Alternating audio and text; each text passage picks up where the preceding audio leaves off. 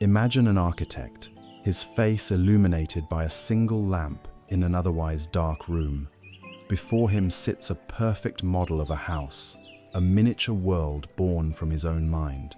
Every wall is placed with precision, every tiny piece of furniture arranged according to a flawless blueprint. He has spent countless days and sleepless nights on this creation, obsessed with its perfection, believing that if he can just get every detail right, he will have built something permanent, something unshakable. And then, a gentle breeze drifts through an open window, a soft, almost imperceptible current of air.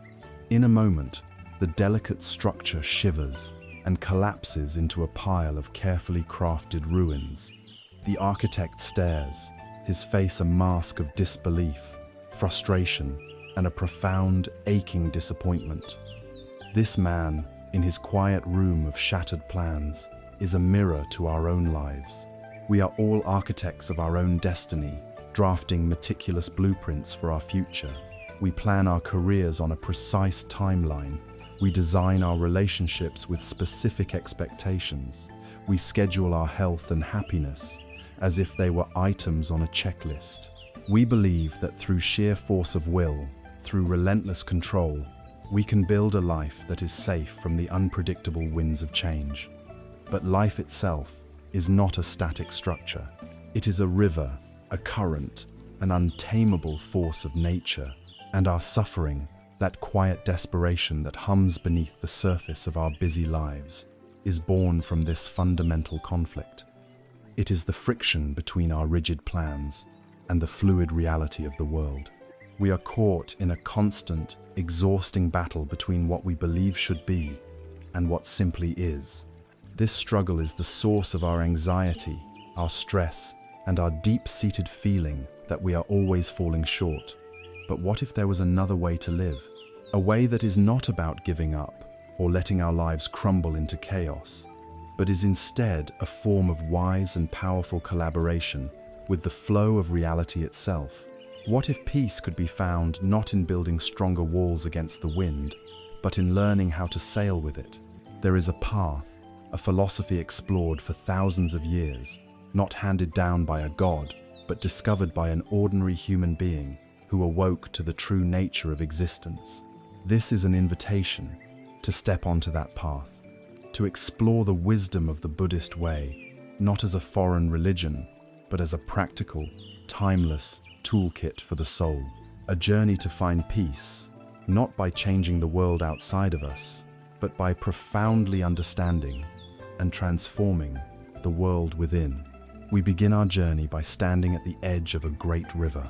Not a river of water, but the river of life itself. Watch how it moves. It is never still for a single moment. It flows and swirls and eddies, its currents shifting with unseen forces, its path carved not by a single design, but by the patient negotiation between water and stone over millennia. Sometimes it is calm and glassy, reflecting the sky with perfect clarity. At other times, it rages, a torrent of chaotic power, indifferent to the fragile things caught in its grasp. This river is the truest metaphor for our existence. It is the ceaseless unfolding of moments, the constant, undeniable reality of change. And yet, our deepest human instinct is to resist this flow. We do not want a river, we want a pond. We want a placid, predictable, manageable body of water that we can contain, that we can map, that will stay the same tomorrow as it is today.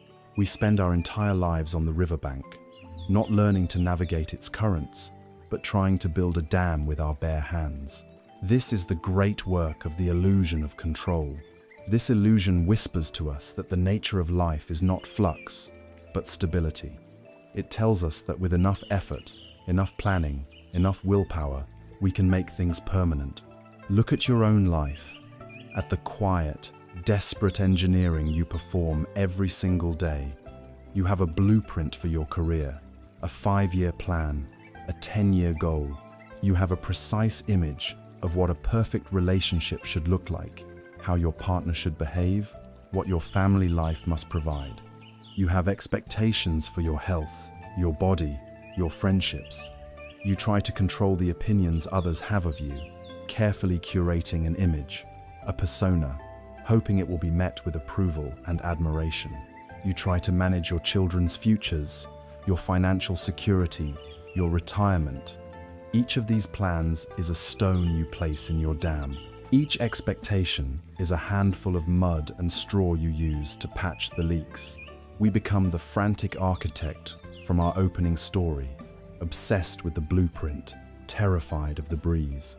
We live in a state of constant vigilance, always scanning the horizon for a threat to our fragile construction, forever pushing back against the immense, patient pressure of the river. And the effort is monumental.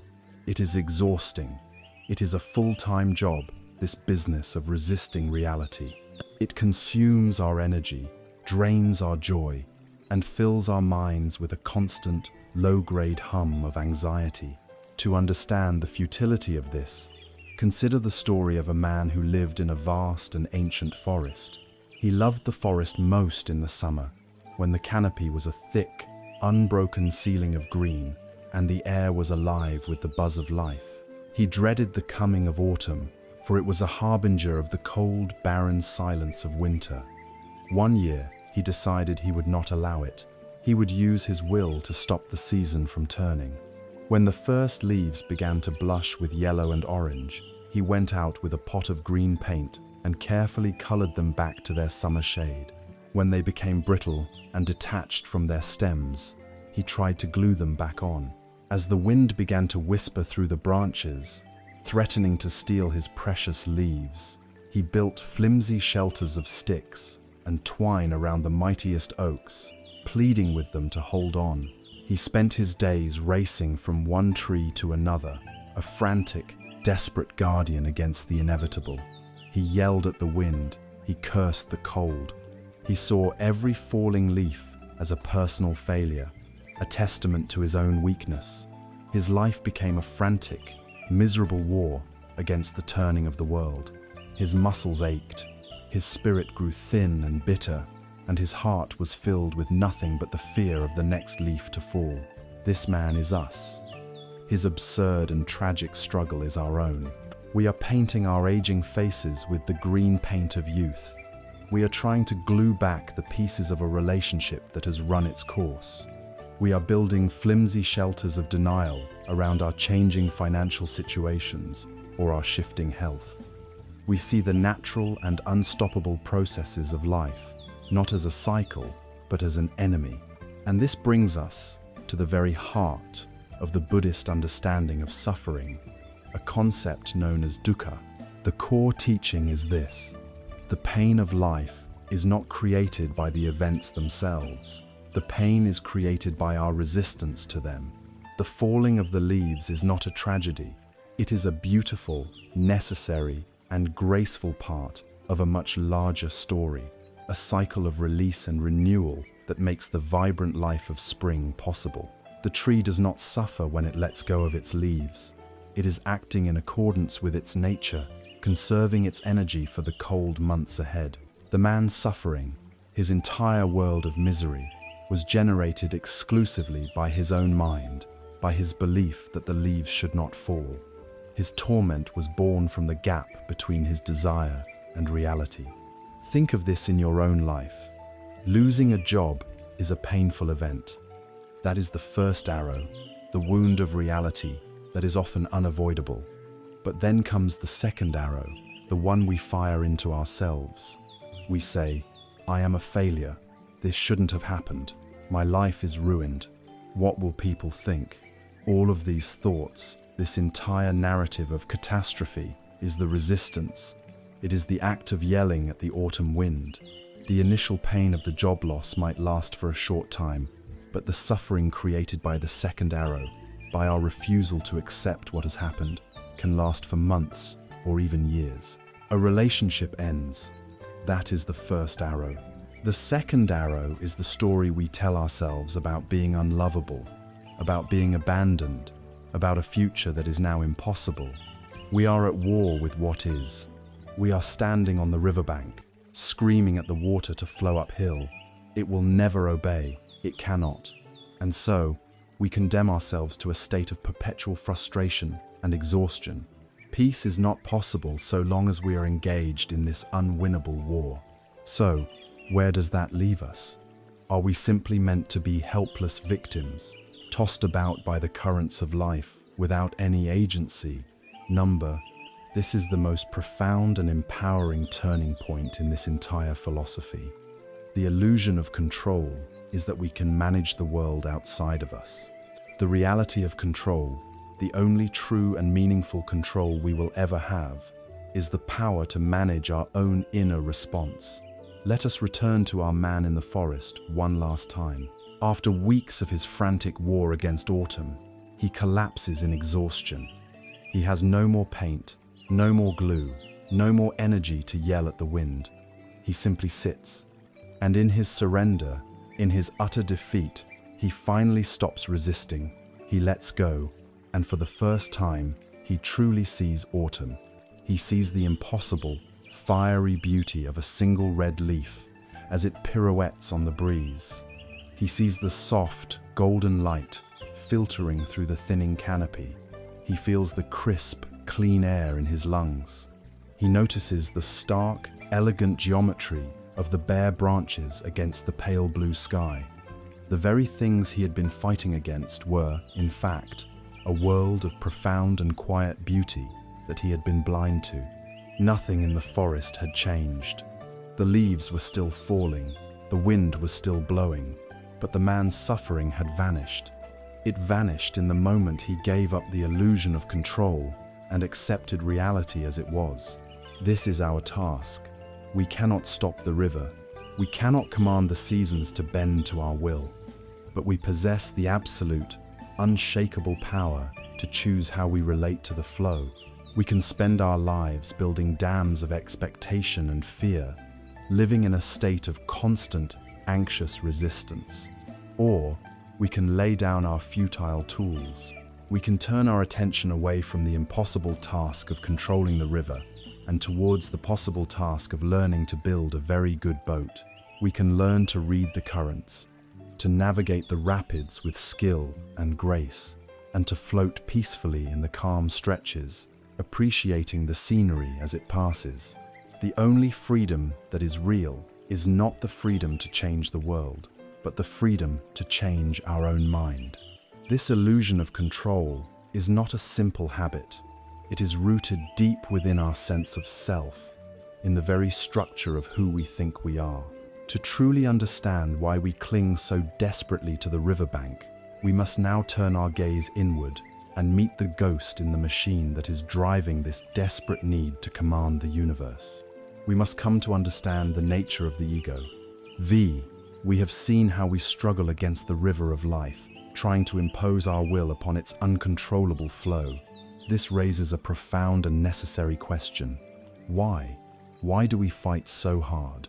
What is it within us that feels so profoundly threatened by change, so terrified of uncertainty, that it would rather exhaust itself in a futile battle than learn to flow with reality? The answer lies in meeting a phantom, a character that lives inside each of us, a restless and powerful entity that we have come to mistake for our very self. In the West, we might call it the ego. In Buddhist thought, it is the illusion of a solid, separate, permanent self. It is the ghost in the machine. And our purpose here is not to exercise this ghost, not to engage it in battle, but to turn on the light of gentle awareness and understand it with the same compassion we might offer a frightened child. For at its core, this powerful ego is driven by a deep and abiding fear. So what is this ego? If you were to try and locate it, to find it within your body or mind, you would be unable to grasp it. It has no substance. It is not a thing, but a process. It is a story, a collage assembled from fragments of the past, a narrative that your mind has been writing since you were a child. Think of it like a scrapbook. On one page is a memory of a great success, a time you won an award or received praise. The ego points to this page and says, "See, this is who I am. I am a successful person." On another page is a memory of a painful rejection or a moment of shame. The ego points to this page and whispers, "This is what I must avoid at all costs. I am the one who was wronged, the one who is vulnerable."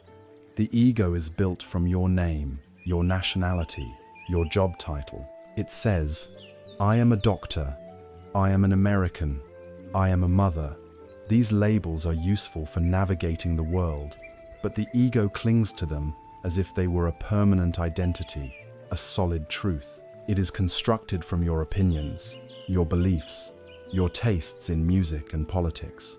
It says, "I am the kind of person who believes this, and not that." It is made from your possessions, the house, the car, the clothes. It creates an identity through ownership, believing that what it has is what it is. This scrapbook, this story of me, is a work of fiction. It is a highly edited and carefully curated narrative designed to create a sense of solidness and importance in a world of constant flux. We spend our days unconsciously adding to this story, defending it, and polishing it for others to see. The problem is that we have become so engrossed in the story, we have forgotten we are the author. We have mistaken the character for our true nature. We believe we are the scrapbook. And because this self, this ego, is just a fragile collection of thoughts, memories, and labels, it lives in a state of profound, secret insecurity. It knows, on a subconscious level, that it is a phantom. It knows it is a house of cards, vulnerable to the slightest breeze of reality. And this is the source of its fear. This existential insecurity is why the ego must constantly seek to control the world around it. Control is its defense mechanism. To understand this, imagine a great general, a man famous for his courage on the battlefield. But in his heart, he is terrified of betrayal, of an assassin's blade in the night. And so, he decides he will never remove his suit of armor. He sleeps in his iron breastplate, its cold weight pressing on his chest. He eats his meals awkwardly, the metal helmet making it difficult to chew. He tries to embrace his wife, but she feels only cold, hard steel. He wants to play with his children, but his armored gloves are clumsy, and its sheer weight prevents him from running with them in the fields. The armor, which he believes is his salvation, has become his prison. It protects him from perceived threats, yes, but it also suffocates him. It isolates him from love, from joy, from rest, from life itself. He can never be vulnerable. He can never be soft. He can never truly connect with another human being. He lives in a state of constant, exhausting vigilance, the clanking of his own protection, a constant reminder of his fear. This suit of armor is the ego.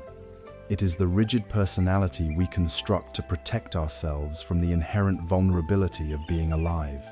Because it is so fragile, it is obsessively defensive. Criticism is not heard as feedback. It is experienced as a dent in the armor, a direct attack on our very being. When someone disagrees with our opinion, the ego feels threatened because its story of being right or intelligent is questioned. Uncertainty is terrifying to the ego because it cannot write a predictable script for the future. It cannot guarantee the safety of its own narrative. This is why we cling to our plans, why we resist change, why we fear the unknown. It is the ego, in its armored terror, trying to nail down the floorboards of a constantly shifting world. Our relentless pursuit of wealth, status, and praise is not just a desire for comfort. It is the ego's desperate attempt to add more layers to its armor to prove its own existence and importance. If I have a bigger house, a better job title, more followers online, the ego thinks, then I must be real, I must be solid, I must be safe. This constant, frantic effort to maintain and defend the armor is the very engine of our anxiety. Think about the content of your worries on any given day. How much of it is about a genuine, immediate threat to your physical survival? And how much of it is ego management? We worry about what to say in a meeting, not because our life is at stake, but because the ego wants to be seen as competent. We agonize over a social media post because the ego craves validation and fears judgment. We replay past conversations in our head, wishing we had said something cleverer because the ego's story of itself was challenged. This ceaseless mental chatter, this background hum of insecurity and strategic planning, is the sound of the general checking his armor for cracks. It is the sound of the ego doing its work. It is utterly exhausting, and it is the price we pay for mistaking the armor for our true self. So what is the solution? Is it to declare war on this general, to try and rip the armor off by force?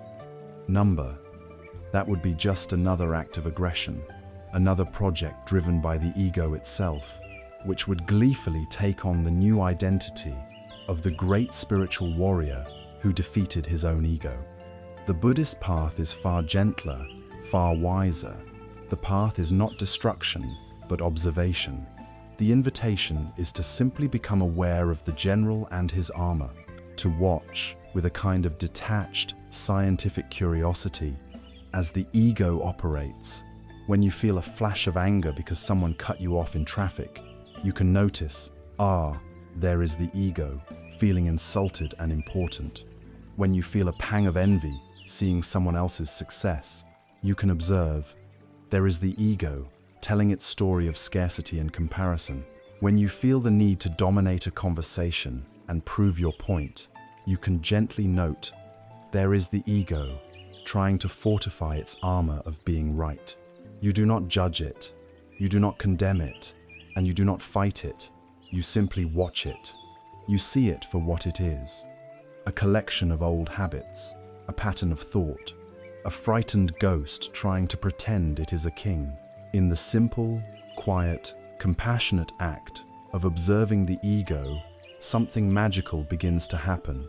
A space is created, a space between the observing awareness, which is your true nature, and the frantic activity of the ego. You begin to realize that you are not the armor, you are not the fear. You are the silent, spacious presence that is aware of the armor and the fear. You are the sky, and the ego is just a passing cloud. By ceasing to identify with it, you rob it of its power. It may still clank around for a while, but it no longer defines you. It no longer runs your life. To cultivate this ability to observe clearly and without judgment, however, we need a specific tool. We need an anchor that can hold our mind steady amidst the ego's storms. We need to learn how to ground ourselves in the only time that is ever real. We need to discover the profound power of the present moment. We have met the ghost in the machine, that restless ego, the armored general clanking through our lives, driven by a deep and secret fear. We have seen how it constructs a fragile story of self and then forces us into a lifelong, exhausting battle to defend it. To find our freedom, we must learn to observe this ego without judgment. But how? How can we possibly see clearly when our minds are a constant storm of thoughts, memories, and anxieties? The mind, in its default state, is like a restless monkey, swinging wildly from branch to branch in a vast jungle. One moment, it swings to a branch in the past, replaying an old conversation, savoring a victory, or nursing a grievance. The next moment, it swings far into the future, rehearsing an imaginary argument, fantasizing about a desired outcome, or catastrophizing about what might go wrong. This is the condition of the human mind, what is sometimes called the monkey mind. It is not a personal failing, it is the shared inheritance of our species. Yet, it is the source of almost all our suffering. Our regret and resentment live only in the past. Our anxiety and fear live only in the future. The past is a ghost, the future is a dream, the only place that is real, the only place we can ever find peace and solid ground is the present moment. But the present moment is the one place the monkey mind almost never wants to be. So, we need an anchor, we need a tool, a practice, to gently train this monkey, to invite it down from the chaotic branches of thought and allow it to rest, right here, right now. This practice is mindfulness. Before we explore what mindfulness is, it is crucial to understand what it is not. There are many myths surrounding this simple practice that can create confusion and a sense of failure. Mindfulness is not about emptying your mind. It is not about stopping your thoughts. To try and force your mind to be blank is like trying to command the ocean to be still. It is an act of violence against your own nature, and it will only create more tension, more struggle, and a feeling that you are bad at meditating. Thoughts will always arise, just as waves will always rise on the ocean. The goal is not to stop the waves, but to learn how to surf them. Mindfulness is also not a strange, mystical trance or a way of zoning out from the world. In fact, it is the exact opposite. It is a way of zoning in, of waking up to your life as it is actually happening, in vivid, high definition. It is a practice of radical engagement with the present. So, what is it? The most useful definition is a simple and practical one. Mindfulness is the art of paying attention on purpose in the present moment and without judgment. Let's break that down. Paying attention on purpose. This means it is an intentional act. You are consciously choosing where to place the spotlight of your awareness, rather than letting the restless monkey mind drag it wherever it pleases. In the present moment, the focus is exclusively on the now, not the story of what happened 5 minutes ago, not the plan for what will happen in 5 minutes. It is an intimate encounter with the reality of this very second. And the most important part, without judgment. This is the quality of gentle, compassionate acceptance. It means observing whatever comes into your awareness without immediately slapping a label on it. We don't label thoughts as good or bad. We don't label sensations as pleasant or unpleasant. We simply notice them. There is a feeling of tightness in my shoulder. Period. There is a thought about my to-do list. Period. There is the sound of a car passing. Period. It is a courageous act of meeting reality on its own terms, without needing it to be different. This might sound abstract, but the practice itself is incredibly simple and concrete. The most common and accessible way to practice mindfulness is by using the breath as an anchor. Your breath is the perfect tool. It is always with you, from the moment of your birth to the moment of your death. It is always happening in the present moment. You cannot breathe in the past or in the future. And it is a neutral process, a natural rhythm of the body. The practice can begin right now. You don't need a special cushion or a silent room, though those can help. You simply find a posture where you can be comfortable, either sitting in a chair or lying down. You can close your eyes gently or keep them softly open with a downward gaze. You don't need to change your breathing in any way. Don't try to make it deeper or slower. Your only task is to feel it. Simply bring your attention to the physical sensation of the breath as it enters and leaves your body. You might feel it as a coolness at the tip of your nostrils. You might feel the gentle rise and fall of your chest, or the expansion and contraction of your abdomen. Choose one spot and rest your attention there, as if it were the most fascinating thing in the world. Now, here is the most important instruction. Very soon, perhaps after only 1 or 2 breaths, your mind will wander. The monkey will swing to a branch. It will start thinking about dinner, or replaying a conversation, or worrying about a bill. This is not a mistake. This is not a failure. This is part of the practice. This is the moment you have been waiting for. The moment you notice that your mind has wandered, you have just woken up. You have just been mindful. And what do you do in that moment of waking up? You don't scold yourself. You don't sigh in frustration. You simply and gently acknowledge where the mind went, thinking, and then, like gently guiding a lost puppy, you kindly escort your attention back to the physical sensation of the breath, and you begin again. You rest your attention on the breath until the mind wanders. You notice it has wandered. You gently bring it back. That is the entire practice. over and over again. Every time you bring your attention back from distraction, you are strengthening the muscle of mindfulness. It is a repetition, a bicep curl for your brain. You are training your mind with immense kindness to come home to the present moment. The effect of this practice can be illustrated with a simple story. Imagine two people walking through a crowded, chaotic marketplace. The first person is mindless. Their attention is completely hijacked by their surroundings. A merchant shouts, and they feel a jolt of irritation. They see a display of colorful silks, and they are filled with a sense of wanting, of lack. They smell roasting meat, and their mind is consumed with hunger. They get jostled by the crowd and feel a surge of anger. By the time they reach the other side of the market, they are drained, agitated, and emotionally exhausted. Their inner peace has been completely dictated by external events. Now, imagine the second person walking through the exact same marketplace. This person has been practicing mindfulness. They are anchored in the present moment, perhaps lightly aware of their own breathing as they walk.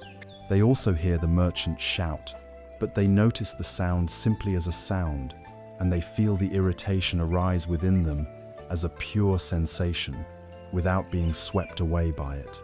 They see the beautiful silks and acknowledge the thought of wanting, but they let it pass like a cloud. They smell the roasting meat and notice the feeling of hunger, but it doesn't become an urgent command. They are jostled by the crowd, and they notice the physical sensation and the flicker of anger, but it doesn't ignite into a fire. They walk through the same chaos, fully aware, fully alive, yet their inner state of calm remains largely unshaken. They emerge on the other side, not drained, but simply present. This is the power of mindfulness. It does not eliminate the chaos of the world. It creates a space inside you. It creates a precious, liberating gap between stimulus and response. In that gap, you find your freedom. Without mindfulness, a stimulus like an insult triggers an immediate, conditioned reaction, a reflex of the armored ego. But with mindfulness, the stimulus arises, and in that space created by your awareness, you get to choose your response. You can choose to react with anger, or you can choose to respond with compassion, or even silence. You are no longer a puppet of your own conditioning. You are free. By anchoring ourselves in the here and now, we develop the stability to see the world and ourselves with startling clarity. And when the waters of the mind become this still, even for a moment, we begin to perceive a fundamental law of existence, a truth that our restless mind constantly tries to deny. We begin to see that everything, without exception, is in a state of constant, unrelenting change. We come face to face with the profound wisdom of impermanence. With our minds gently anchored in the quiet of the present moment, we begin to notice something extraordinary. We begin to see the true nature of the world, a nature that our frantic, planning ego works tirelessly to conceal. We see that reality is not a collection of solid, separate things, but a single, vast, interconnected process of transformation. Everything flows. Nothing is permanent. This is the wisdom of impermanence, known in Buddhism as anicca. Our deep instinct is to deny this truth. We crave permanence, as a parched man craves water. We build monuments of stone, sign contracts to bind the future, and fall in love, hoping it will last forever. We try to grasp moments of happiness and hold them tight in our fists, believing we can stop them from fading. But all of this is like trying to write your name on the surface of flowing water. For a fleeting instant, the letters may seem to hold, but the current immediately dissolves them, leaving no trace. Your signature vanishes, as if it never were. Our suffering arises from this futile act of writing on water. We exhaust ourselves, trying to make permanent what is, by its very nature, transient. The wisdom of Buddhism does not ask us to stop the river, but to understand its nature so deeply that we stop trying to write on it, and instead learn to appreciate its ceaseless, beautiful, and sometimes terrifying flow. This law of impermanence is not a theory. It is the most observable fact of existence. Look to the grandest scale imaginable. The stars that glitter in the night sky seem like eternal diamonds, fixed and unchanging. Yet we know they are colossal furnaces, burning through their fuel over billions of years. They are born in fiery nebulae. They live, and they die in spectacular explosions, their dust becoming the raw material for new stars, new planets, and new life. The very mountains that we see as symbols of permanence are in a slow, relentless process of decay, weathered by wind and rain, their substance carried grain by grain to the sea. The mighty oak tree outside your window is not a static object. It is a slow-motion explosion of life, a process of becoming, constantly exchanging energy with the sun, the soil, and the air. Now, turn this lens of awareness upon your own body. You may think of it as a solid, continuous thing that belongs to you, but it is a river of constant change. Billions of your cells will die and be replaced in the time it takes to listen to this sentence. The air you just inhaled is becoming part of you, and the air you are about to exhale was, a moment ago, your very substance. You are not a noun, you are a verb. You are a process of breathing, eating, thinking, and feeling. The body you have today is not the same body you had 7 years ago, and it is not the same body you will have in 7 years. It is a temporary vessel, a wave in the ocean of matter, constantly gathering and dispersing. And what of your mind? Is there anything less permanent than a thought? An idea appears, bright and compelling, and a moment later it is gone, replaced by another. A feeling of joy can fill your entire being, making the world seem vibrant and full of promise, only to be replaced by a wave of melancholy or boredom a few hours later. Our emotions are like the weather. They are atmospheric conditions of the mind, arising due to a complex set of causes and conditions, staying for a while, and then inevitably passing to make way for the next weather pattern. No mood is final. No feeling is forever. And yet, we cling. We cling to pleasant feelings, desperately trying to prolong them, and we resist unpleasant feelings, desperately trying to banish them, forgetting that both are transient clouds passing through the vast, open sky of our awareness. This clinging to the pleasant and resisting the unpleasant, this fundamental misunderstanding of the nature of reality, is the engine of our discontent. The most profound teacher of this truth is not a book or a lecture, but the raw experience of loss. There is a famous story in the Buddhist tradition, the story of a young woman named Kisa Gotami. She lived a simple life, and her entire world, her entire sense of self and happiness, was centered on her infant son. He was her sun and moon, the one solid and perfect thing in her life. One day, tragically, the child fell ill and died. Kisa Gotami was consumed by a grief so powerful it shattered her sanity. She refused to believe he was gone. Clutching his small, lifeless body, she went from house to house, from neighbor to neighbor, desperately begging for a medicine that could restore him. People looked at her with pity, seeing that she had lost her mind to sorrow. Finally, a wise man, seeing her unbearable pain, told her that he could not help her, but she should go and see the Buddha, for he was the great physician. Carrying her son, she ran to find him, her last hope burning in her heart. The Buddha looked at her not with judgment, but with immense compassion. He did not tell her that her son was dead and that she must accept it. He knew that her mind was not ready for such a direct truth. Instead, he said to her, "I can make the medicine you seek, but to do so, I need a special ingredient. I need you to bring me a single mustard seed from a house in the village where no one has ever died." Kisa Gotami's heart soared with hope. A mustard seed. It was such a simple thing. Surely, she could find one easily. She began her journey, going to the first house and asking, "The Buddha has sent me to fetch a mustard seed for a medicine. Can you spare one?" "Of course," the woman of the house said, bringing out a small handful. As Kisa Gotami reached for it, she asked the crucial question: "Has anyone in this house, a parent, a child, a spouse, ever died?" The woman's face fell. "Oh, lady," she said, "the living are few, but the dead are many. We lost our beloved father just last year." Saddened, Kisa Gotami went to the next house, and the next, and the next after that. The story was the same at every door. Every family had mustard seeds to spare, but every family had also known the deep sorrow of loss. One had lost a husband, another a sister, another a young child, just like her own. As she walked from door to door, a slow, profound transformation began to take place within her. Her sharp, personal, isolating grief began to soften. It began to dissolve into a much larger, universal sorrow. She realized that her pain was not a unique curse. It was the shared condition of being human.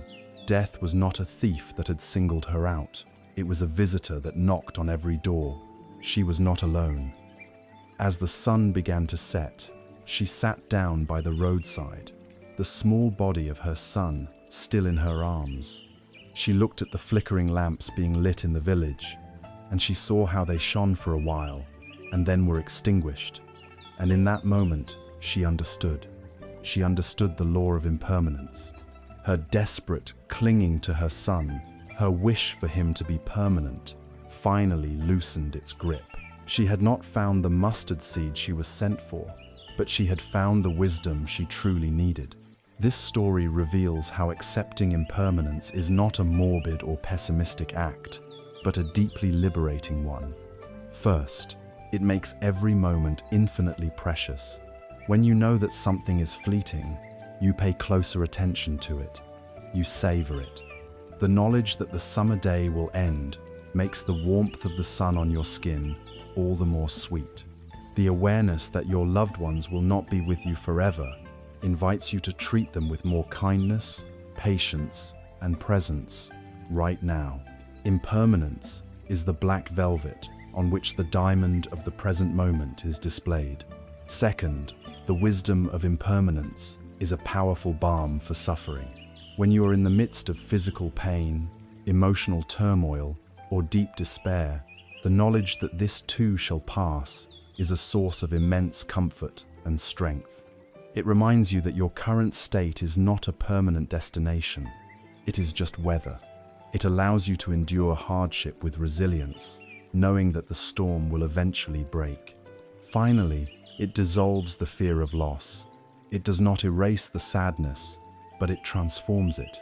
We learn to love and appreciate people and things fully while they are here, holding them with an open hand rather than a clenched fist. When the time comes for them to change or to leave, we can let them go with more grace, because we understood from the beginning that we were only ever borrowing them from the river of time. The law of impermanence is universal. It governs the stars, the mountains, our bodies, and our minds. It governs our very lives. If this is true, if nothing is fixed and everything is in flow, then how must we relate to our plans, our ambitions, and our deep desire for a meaningful life? We have journeyed to the heart of impermanence, seeing that all of existence, from the distant stars to our own thoughts, is a ceaseless, flowing river. This profound truth can be unsettling. If everything is in flux, if nothing is permanent, then what becomes of our goals, our ambitions, our very sense of purpose? In our modern Western culture, purpose is almost always defined as a destination. It is a future achievement that we strive for: the corner office, the published novel, the $1 million retirement fund, the perfect family. We operate under a model of deferred happiness. We treat life as a long and arduous journey with a prize at the end, telling ourselves, "I will be happy when I get the promotion. I will find peace when I buy the house. My life will have meaning when I achieve this goal." But this is a tragic formula for a life of quiet desperation. If happiness is always located in the future, then by definition, it is never here, now. We end up living our entire lives in the waiting room of our own joy, forever striving for a destination we may never reach. And even if we do, we often find it strangely empty, the prize less satisfying than the pursuit. The wisdom of Buddhism offers a radical and deeply liberating alternative. It suggests that purpose is not a destination to be reached, but a quality of presence to be cultivated in the journey itself. To understand this shift, let us consider the parable of the archer. Imagine a novice archer stepping up to the line. His entire being is focused on the target, that distant circle of red and white. His mind is a storm of thoughts about the outcome. I must hit the bullseye, he thinks. He imagines the applause of the crowd, the validation of his skill. He is also tormented by the fear of failure, the humiliation of a missed shot. Because his mind is in the future, consumed by the result, his body is filled with tension. His shoulders are tight, his breath is shallow and uneven, his grip on the bow is too firm. He releases the arrow, and it flies erratically, missing the mark. He is filled with frustration, and his next shot is even worse. His attachment to the outcome has sabotaged his ability to perform the action. Now, watch the master archer. She steps up to the very same line, facing the very same target, but her awareness is in a completely different place. She acknowledges the target. It gives her a direction, but her true focus is entirely on the process of this single present moment. Her universe contracts to the feeling of her feet firmly planted on the earth. She brings her full attention to the sensation of the polished wood of the bow in her left hand and the texture of the bowstring against her fingertips. She focuses on the smooth, deliberate motion of drawing the arrow back, feeling the muscles in her back engage. Her entire being is absorbed in the quality of her own breath, a slow, steady rhythm that calms her body and centers her mind. For the master, the art is not in hitting the target. The art is in the perfect, mindful, and graceful execution of the shot. The joy is found in the process itself. She releases the arrow, and because her form was impeccable, because her mind was calm, and her body was relaxed, the arrow flies straight and true, a natural byproduct of a perfect process. It sinks into the heart of the target. But here is the crucial difference. If a sudden, unseen gust of wind factor, utterly beyond her control, had pushed the arrow off course, the master would remain serene. Her sense of success and fulfillment was not dependent on the outcome. Her success was already complete in the mindful quality of her action. She had already found her purpose in the drawing of the bow. This parable teaches us to fall in love with the process, not the prize. It asks us to shift our definition of purpose from the what to the how. This idea is beautifully captured in another story, that of the two stonemasons. A traveler walking through a dusty quarry comes upon two men doing the exact same work. They are chipping away at large blocks of granite under the hot sun. The traveler asks the first stonemason, a man whose face is etched with resentment and fatigue, "My good man, what is it that you are doing?" The mason spits on the ground and grumbles without looking up. "I am chipping this cursed stone. My back aches, my hands are raw, and the pay is a pittance. I do this all day, every day, until I can go home and forget this meaningless toil." The traveler nods and moves on to the second stonemason. This man is also sweating. His muscles are also straining, but his eyes hold a different light. The traveler asks him the same question. "What is it that you are doing?" The man pauses his work, looks up at the traveler, and a quiet smile touches his lips. "I," he says with a sense of profound dignity, "am building a great cathedral. Every stone I shape, every chip that falls to the ground, is part of a house for the divine, a place of peace and beauty that will give comfort to people for 1,000 years. I am building a cathedral. Think about this. The external reality for both men was identical. The physical action was the same. The only difference was the intention, the internal story, the sense of purpose they brought to the task. For one, the work was a curse.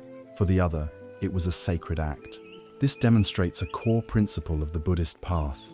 The meaning of our lives is not determined by our external circumstances, but by the quality of consciousness we bring to them. You can be the CEO of a major corporation and feel that your life is a meaningless series of stressful meetings. Or you can be a janitor who sees your work as the act of creating a clean and orderly space for others to thrive and find deep fulfillment in it. Purpose is not a job title, it is an intention. It is the choice to see your life's work, whatever it may be, as the building of a cathedral. How do we apply this in our own lives, which may feel far from a Zen archery range or a grand cathedral construction? We begin by consciously shifting our focus. We still set goals. Goals are important. They are the target that gives our arrow a direction. But we practice detaching our sense of self-worth and happiness from the attainment of that goal. Pour all your energy, all your care, all your mindful attention into the process. If you are writing a report, find your success in the crafting of a clear sentence, not in the praise you might receive for it. If you are parenting a child, find your purpose in the act of listening with your full attention right now, not in some future vision of who they might become. If you are washing the dishes, see it not as a chore to be rushed through, but as an act of care, a meditation on restoring order and cleanliness to your home. This is the practice of ennobling the ordinary. It is about bringing the cathedral, builder's mindset to every chipped stone of your daily life. This approach liberates us from the terrible anxiety of failure and the fleeting high of success. Our joy is no longer held hostage by unpredictable future outcomes. It is available to us right now, in the quality of our own actions. Our life becomes a work of art, judged not by gallery sales, but by the integrity and presence of each brushstroke. This way of living, this deep focus on mindful action and wholesome intention, is the very heart of what the Buddha called samma kammanta, or right action. It is how we cease to be passive victims of circumstance and become conscious creators of our own experience. Every moment becomes an opportunity to plant a seed, to shape a stone, to engage with the world in a way that is skillful and beautiful. This leads us directly to a deeper understanding of the universal law that governs this process of creation, the law of cause and effect, known as karma. Having learned to see our lives as a process rather than a prize, focusing on the quality of our actions rather than their outcomes, we arrive at one of the most powerful and perhaps most misunderstood concepts in all of Eastern philosophy, the law of karma. In the West, the word itself is heavy with baggage. It is often thrown around casually, mistaken for fate or destiny, or a kind of mystical cosmic justice system where a divine accountant keeps a tally of our good and bad deeds, ready to dispense rewards and punishments. We imagine karma as a boomerang, where every action we send out into the world comes back to us in an equal and opposite fashion. These interpretations, while popular, are profound misunderstandings of a natural law that is as impersonal, as consistent, and as elegant as the law of gravity. To truly grasp the liberating wisdom of karma, we must first be willing to unlearn what we think we know.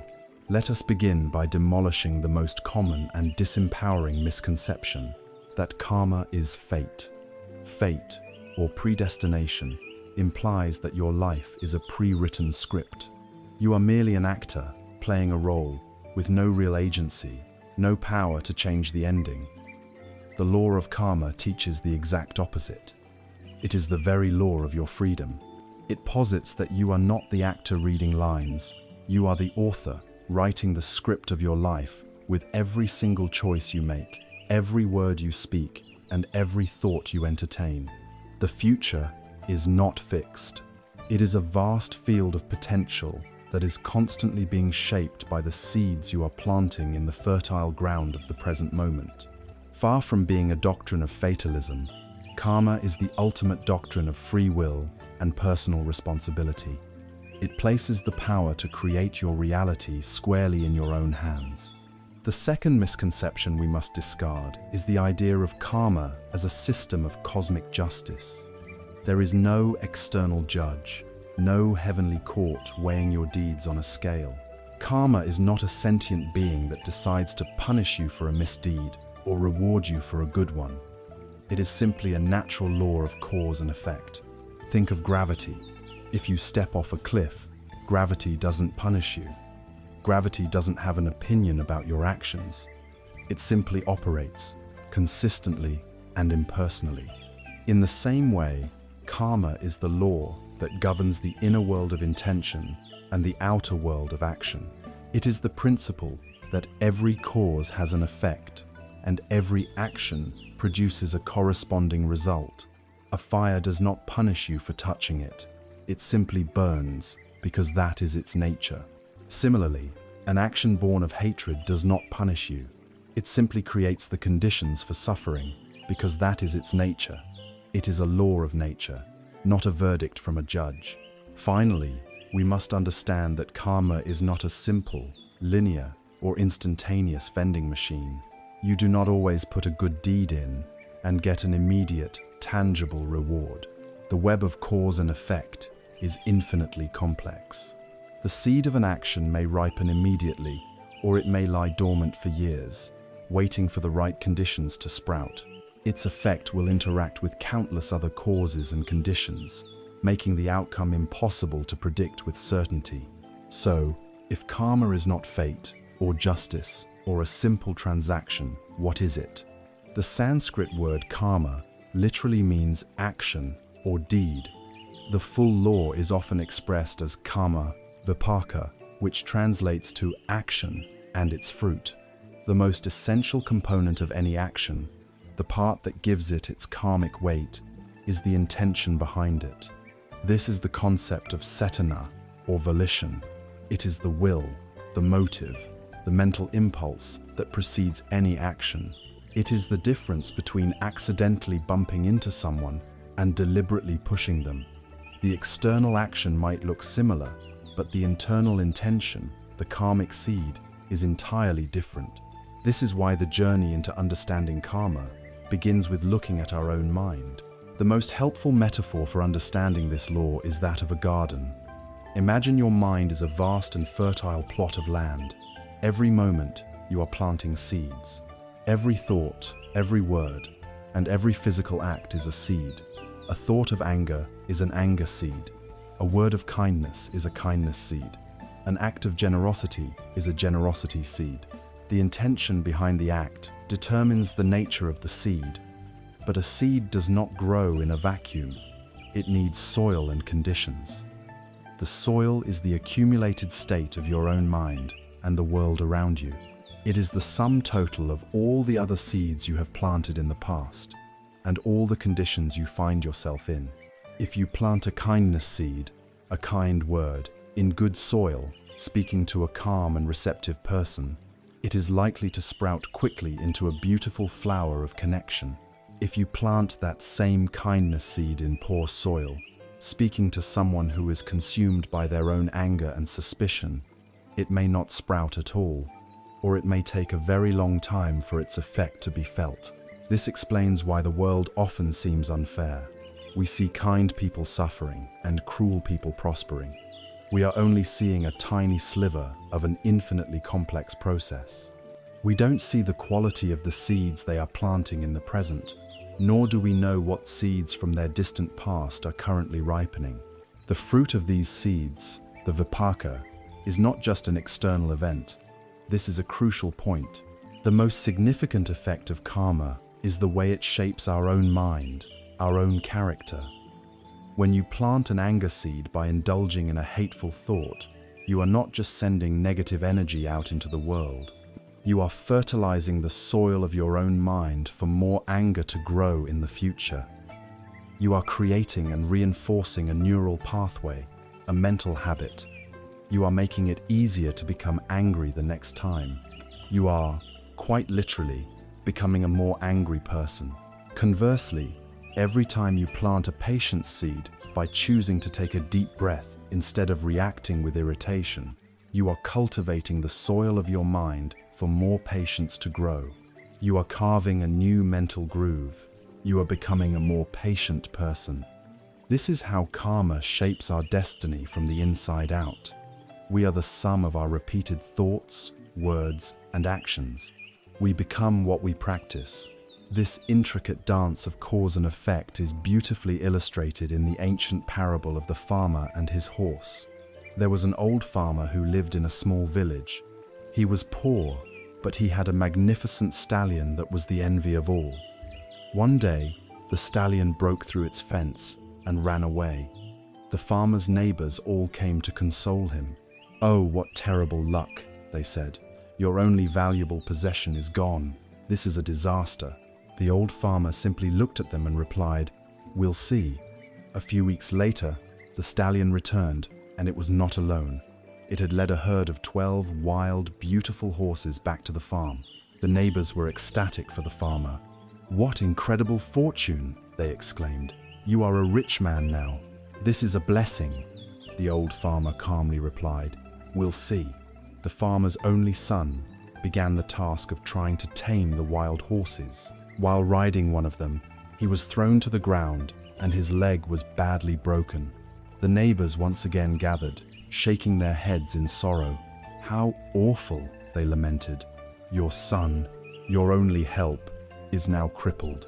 This is surely a curse." The farmer listened patiently and said, "We'll see." A short time later, the emperor's army marched into the village, conscripting every able-bodied young man for a war they were fighting in a distant land. The villagers wept, knowing that most of their sons would never return. But when the soldiers came to the old farmer's house, they saw his son with his broken leg, and they passed him by. He was spared. The profound wisdom of this story lies in the farmer's simple, powerful refrain, "We'll see." He understands that the web of cause and effect is far too complex for our limited minds to judge. What appears to be a great misfortune may be the seed of a future blessing. What looks like a stroke of incredible luck may lead to an unforeseen disaster. The farmer does not get caught on the emotional roller coaster of labeling events as good or bad.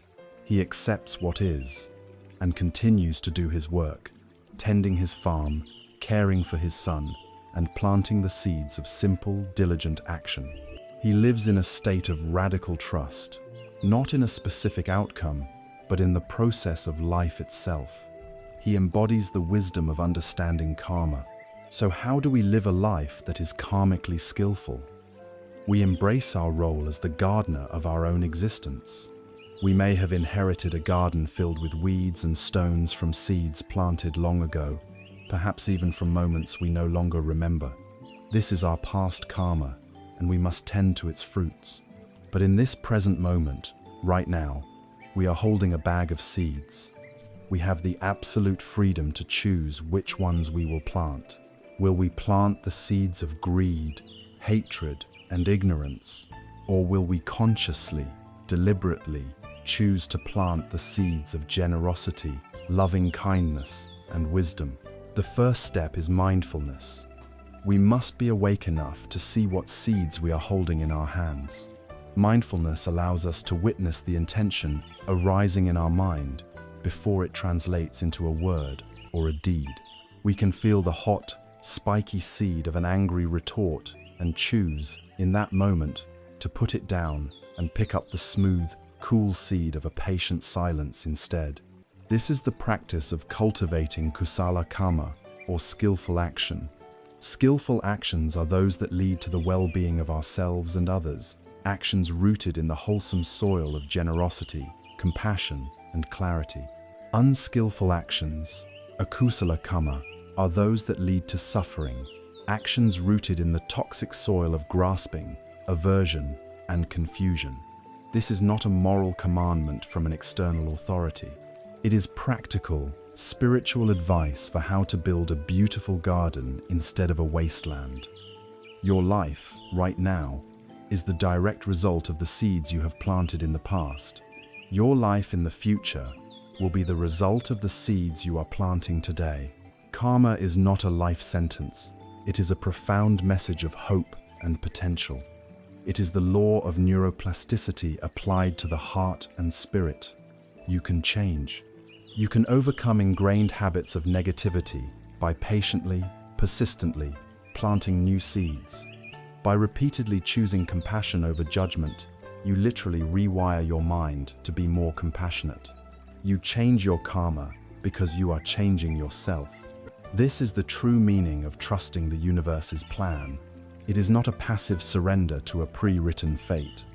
It is an active and deeply confident trust in the law of cause and effect. It is the faith of the master gardener who knows that if he consistently plants good seeds, tends the soil, provides water, and removes the weeds, a wholesome and beautiful harvest is the natural, inevitable result. It is the unshakable confidence that our well-being is in our own hands. We are the creators of our world, the painters of our reality, the planters of the seeds that will become our future. The law of karma empowers us completely, but it also presents us with a profound challenge. What do we do when we must harvest the bitter fruits of unskillful seeds planted long ago?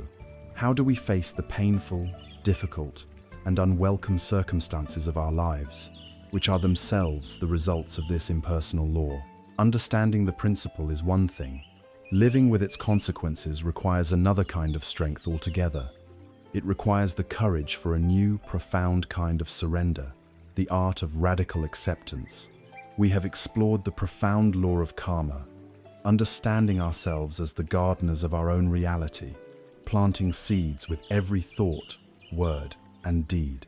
This understanding is deeply empowering, for it places the future in our hands. But it also presents us with a stark and often painful reality. What do we do with the harvest of this moment, especially when the fruits are bitter? What happens when we lose the job, when the diagnosis is given, when the relationship ends, when we are faced with a present moment that we did not plan for, do not want, and desperately wish to escape? Our instinct, honed by a lifetime of egoic defense, is to fight. We deny what is happening. We argue with it. We bargain with it. We numb ourselves to it. We rage against it. We declare a secret, bitter war against reality, a war against what is. This internal battle is the very definition of suffering. Imagine standing outside in the midst of a powerful thunderstorm. The sky is dark, the wind is howling, and a cold, driving rain is soaking you to the bone. Now, imagine standing there and yelling at the clouds. You scream, "Stop raining. I don't want it to be raining. It shouldn't be raining today." The storm, of course, is completely indifferent to your demands. It simply continues to be what it is, a storm. Your shouting, your resistance, your rage do absolutely nothing to change the weather. All they do is add a layer of exhausting, self-inflicted misery on top of the simple fact of being wet and cold. This is a perfect metaphor for how we live most of our lives. Life presents us with a set of circumstances, the weather of the present moment, and we waste nearly all of our energy arguing with it, wishing it were different, and suffering because it is not. This argument, this war with what is the source of all our anxiety, resentment, and despair. The practice that offers us a path to peace is the courageous and transformative art of radical acceptance. Before we delve into this practice, we must be absolutely clear about what acceptance is and, more importantly, what it is not. In our culture, which values fighting and control, the word acceptance is often equated with weakness, passivity, or giving up. This is a fundamental misunderstanding. Radical acceptance is not approval. You can radically accept that someone has treated you with cruelty and injustice, without for one moment condoning or approving of their behavior. You can accept the reality of a painful diagnosis without liking it. Acceptance is not resignation. It does not mean you throw your hands in the air and give up on changing your circumstances for the future. In fact, true and effective change can only begin after a clear-eyed acceptance of the present reality. You cannot find the solution to a problem if you refuse to admit the problem exists. Acceptance is not weakness. It is an act of supreme courage and profound wisdom. It is the brave act of looking reality squarely in the eye without flinching and saying, "Yes, this is what is happening right now." It is the simple, non-negotiable acknowledgement of facts. The rain is falling. The job is lost. The feeling of grief is present. It is what it is. This is the solid ground of reality. Everything else is a story, an argument, a war with a battle that has already been decided. The difference between living in a state of resistance and a state of acceptance is beautifully illustrated in the story of two Zen monks, one senior and one junior, who were on a long journey. They arrived at a wide, muddy river. At the riverbank stood a young woman in a beautiful silk kimono, hesitating and clearly distressed. She was afraid to cross, as the mud would ruin her fine clothes. The junior monk, strictly adhering to the monastic code that forbids touching a woman, walked past her without a word. The senior monk, however, saw her predicament.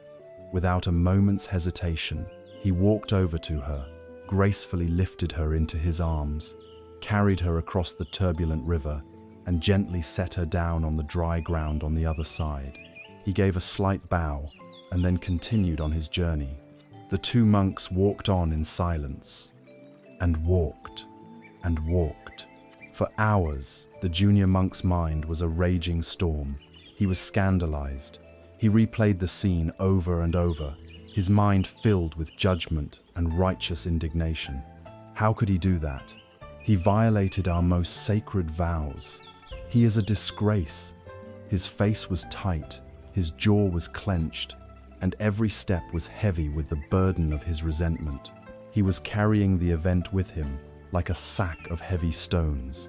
Finally, miles down the road, his anger became too much to bear. He stopped, turned to his master, and burst out, "Brother, I cannot stay silent any longer. How could you do that back there? Our vows forbid us to even look at a woman, and you picked her up in your arms and carried her." The senior monk stopped and looked at the junior monk. His eyes filled not with defensiveness, but with a gentle, genuine surprise. He smiled softly and said, "Brother, I left that woman by the riverbank hours ago. Why are you still carrying her?" This story is a profound teaching on acceptance. The senior monk accepted the reality of the moment. Here is a person in need. He acted with compassion, and then he let the moment go completely. His mind was free, light, and present. The junior monk, on the other hand, was engaged in a war with a reality that was already in the past. He could not accept what had happened. His resistance, his judgment, his story of how things should have been, created a heavy burden of suffering that he carried for miles. We are all, in so many ways, the junior monk. We carry our past grievances, our old hurts, our resentments about how life should have turned out, like a sack of stones on our back, weighing us down in the present moment. Radical acceptance is the act of setting down the woman by the river. It is the choice to stop carrying the past, to stop fighting with what was, and to meet the present moment with open hands. So how do we practice this? How do we learn to welcome the weather of our lives, even when it is a storm? The foundation, as always, is mindfulness. We must first become aware of our own resistance. We must learn to notice the subtle ways we say no to reality. It might be a physical tensing in the shoulders or the stomach. It might be a familiar storyline of victimhood or resentment that starts playing in our head. Mindfulness allows us to see this resistance as it arises. Once we see it, we can then make the conscious choice to turn toward the difficulty instead of away from it. This is an act of inner courage. It means allowing yourself to feel the discomfort of the unwanted reality without immediately trying to fix it, escape it, or numb it. One powerful practice is to use a simple, internal phrase to reorient the mind from resistance to allowance. When you notice you are fighting with reality, you can gently say to yourself, "It is what it is," or "This moment is as it is," or even a simple, powerful, "Yes, this isn't a magical incantation." It is a tool to interrupt the momentum of the complaining, resisting mind. It is a way of signaling to your own nervous system that you are choosing to stop the war. Another embodied practice is to notice where you feel the resistance in your body. Is your jaw clenched? Is there a tightness in your chest? Consciously breathe into that area. Imagine your breath softening the edges of that tension, not to make it go away, but simply to allow it to be there with less struggle. This is the practice of meeting your reality with kindness. Radical acceptance is not a one-time event. It is a moment-to-moment practice. It is the ongoing choice to stop arguing with life. It is the understanding that fighting reality is like punching a stone wall. The wall is indifferent, and you are the only one who gets hurt. When you stop fighting, you do not become weak. You become intelligent.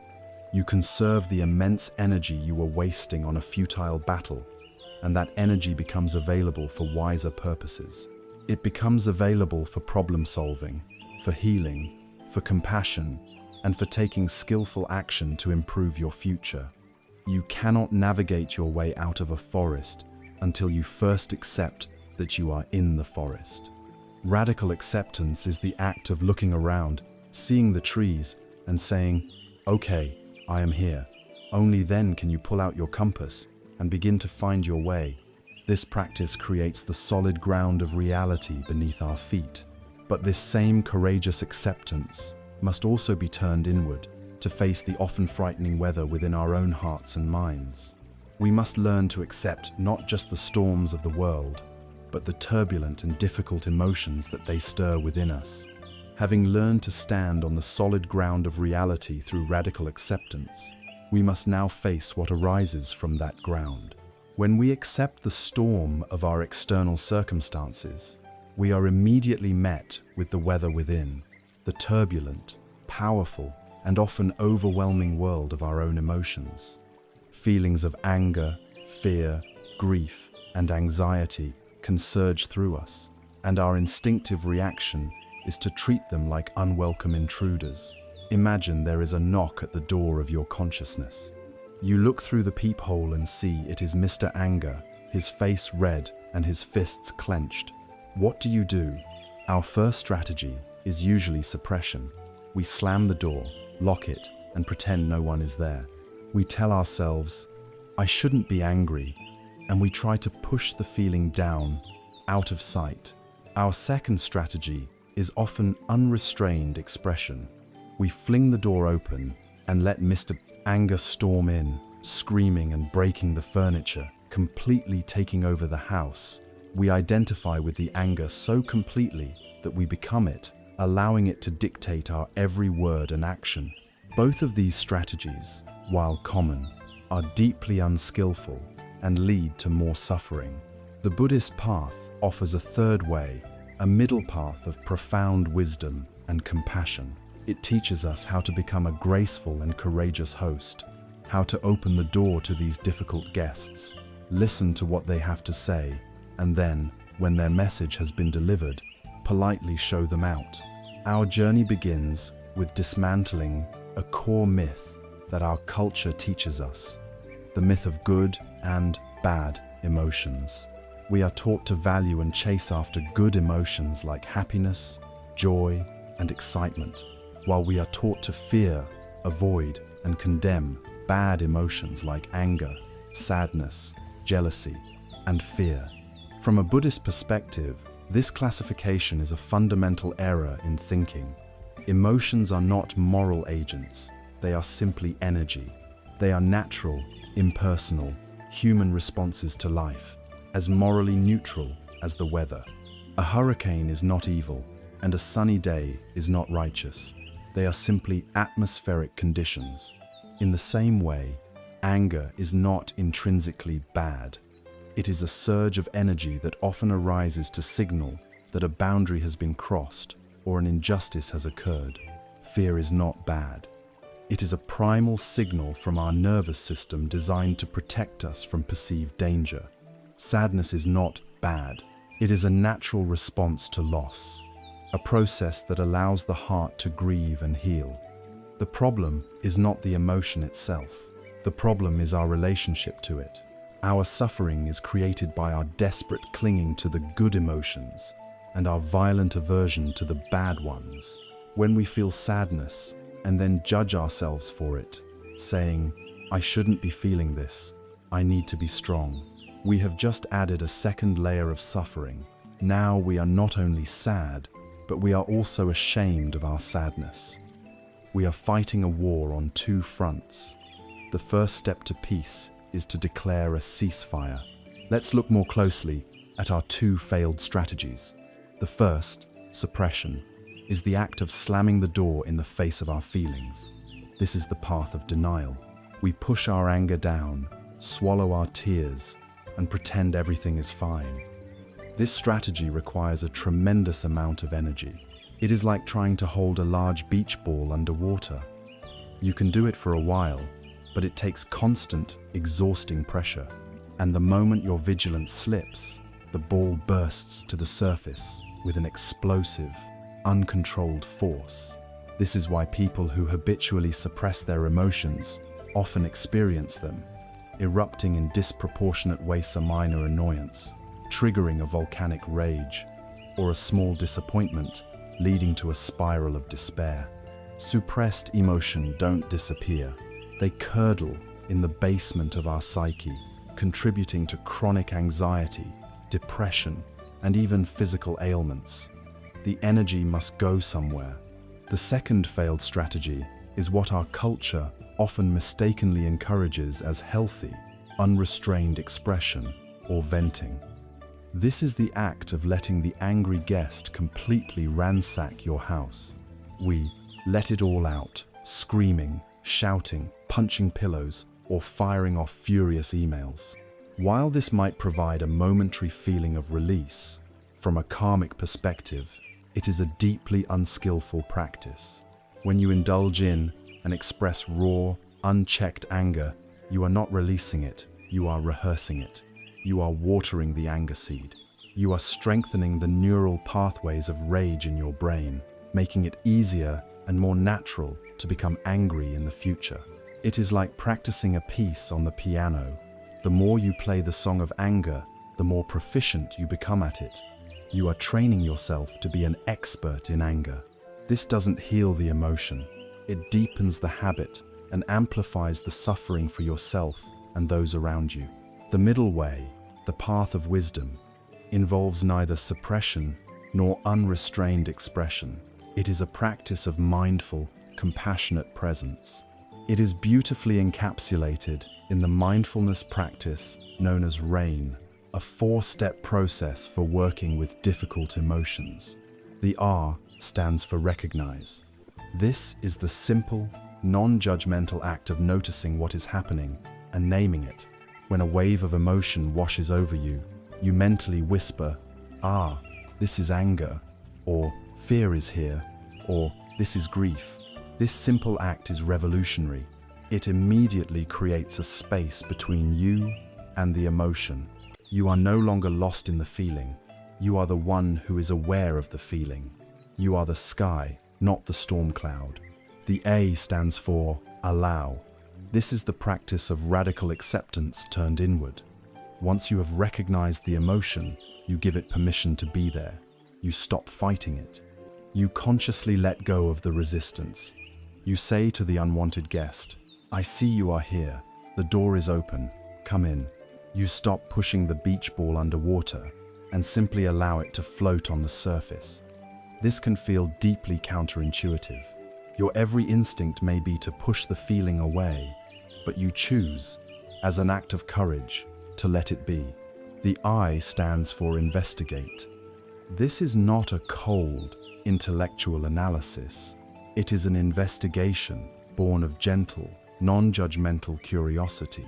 You turn your attention toward the emotion and ask, what does this feel like in my body? You scan your body and notice where the emotion lives. Is it a tightness in your chest, a hollow feeling in your stomach, a burning heat in your face? You get to know its physical signature. Then you can gently ask the emotion, what do you believe? What is your message for me? You are listening for the deeper need beneath the surface. Anger might be saying, I believe something is unjust and a boundary needs to be set. Fear might be whispering, I believe we are in danger and we need to seek safety. You are not taking orders from the emotion, but you are honoring it by listening to its wisdom. Finally, and most importantly, the N stands for nurture. This is where true healing occurs. You offer the feeling and yourself a dose of active compassion. The great Zen master Thich Nhat Hanh offers the most beautiful metaphor for this step. He teaches us to treat our anger like a crying baby. When a baby cries, you don't yell at it or judge it. You don't ignore it or lock it in another room. You respond with tenderness. You pick the baby up gently.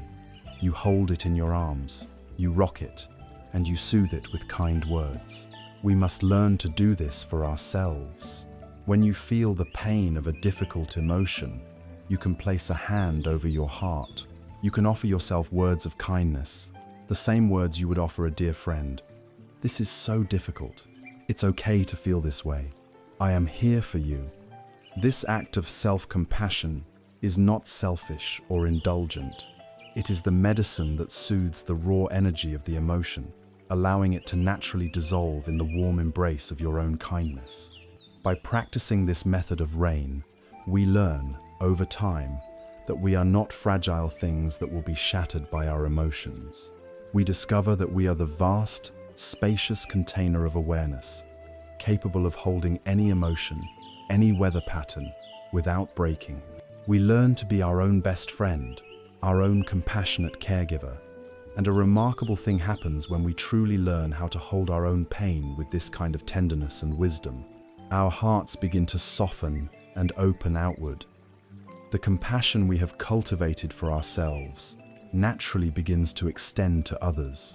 Our ability to understand and accept our own suffering becomes the fertile ground from which a universal, boundless compassion for all beings can grow.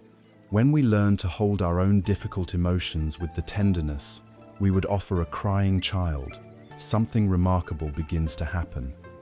The war within ourselves starts to quiet down.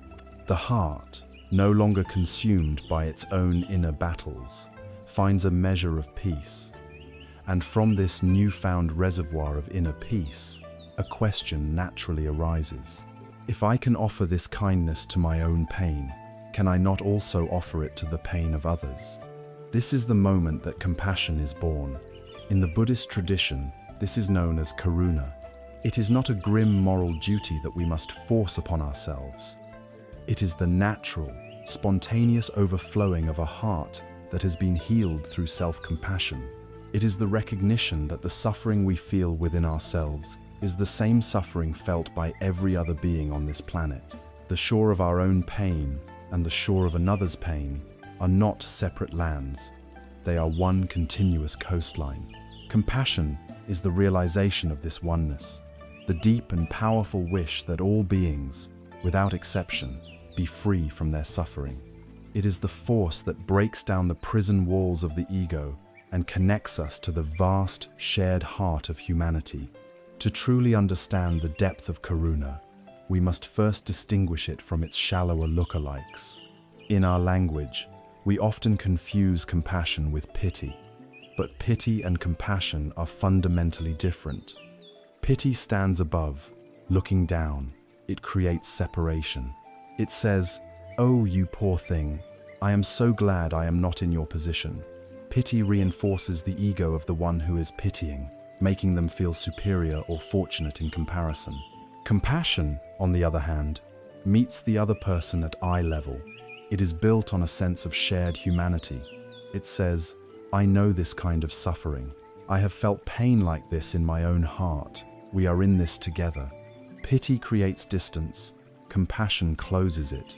Nor is true compassion mere sentimentality, a fleeting, fuzzy feeling of warmth. True compassion is robust, courageous, and clear-eyed. It is willing to step into the difficult places, to be with painer, own, and others, without being swept away by it. Sometimes, compassion must be fierce. This is what is sometimes called wise compassion, to distinguish it from a naive or idiot compassion. A mother who allows her child to play with a sharp knife out of a misguided wish to not make the child cry is not being compassionate. True compassion, which is always paired with wisdom, would take the knife away, even if it leads to tears, because the deepest wish is for the child's ultimate safety and well-being. Sometimes the most compassionate act is to set a firm boundary, to say no, or to allow someone to face the natural consequences of their harmful actions, because this may be the only way they can learn and grow, and ultimately free themselves from the causes of their own suffering. The journey to this robust, wise compassion must always begin in one place, with ourselves. You cannot give to another what you do not possess. If your own heart is a desert of self-criticism, judgment, and neglect, you have no living water to offer a thirsty traveler. Every practice we have explored thus far, the mindfulness that allows us to see our own minds, the acceptance that ends the war with reality, the gentle nurturing of our own difficult emotion shards, been an act of cultivating this fertile ground of self-compassion. This is the essential first step. From there, compassion expands outward when we begin to recognize a simple, universal truth. Take the person in your life who is the most difficult for you, someone whose actions you find frustrating or even reprehensible. Now, see if you can look past their actions, past their personality, past their beliefs, and recognize this one fundamental fact. Just like you, all they want is to be happy. Just like you, all they want is to be free from suffering. This shared wish for happiness and freedom is the bedrock of our common humanity. Their methods for achieving it may be unskillful, confused, or even harmful, but the underlying aspiration is the same as your own. When we truly see this, a space opens up in the heart. Judgment begins to soften, and a sense of connection, however tentative, can begin to emerge. Furthermore, true compassion arises from the wisdom that those who cause the most harm are often those who are suffering the most deeply. Their harmful actions are the external expression of their own inner torment. They are driven by the poisons of their own greed, their own hatred, their own profound confusion and ignorance. They are like a person thrashing violently in deep water, so caught up in their own panic and fear that they inadvertently pull others down with them. A wise response is not to jump in and start a fight with the drowning person, but to see their desperate predicament and act in a way that can bring both of you safely to shore. This does not mean excusing harmful behavior. It means understanding its source. When we see that the arrow of harm flying towards us was shot from a bow of suffering, our response can shift from reactive anger to a kind of sorrowful, clear-headed wisdom. The ultimate embodiment of this unconditional compassion is found in the life of the Buddha himself, particularly in his relationship with his cousin, a man named Devadatta. From their youth, Devadatta was consumed by jealousy and ambition. He saw the Buddha's wisdom and the deep respect people had for him, and instead of feeling joy, he felt a bitter envy. As the Buddha's community of followers grew, Devadatta's resentment festered. He tried to create a schism to split the community and draw followers to himself. When that failed, his hatred escalated. He hired assassins to kill the Buddha, but upon meeting him, the assassins were so moved by his peaceful presence that they laid down their weapons. Finally, in a desperate act of rage, Devadatta climbed a high hill above a path where the Buddha was walking and rolled a massive boulder down, intending to crush him.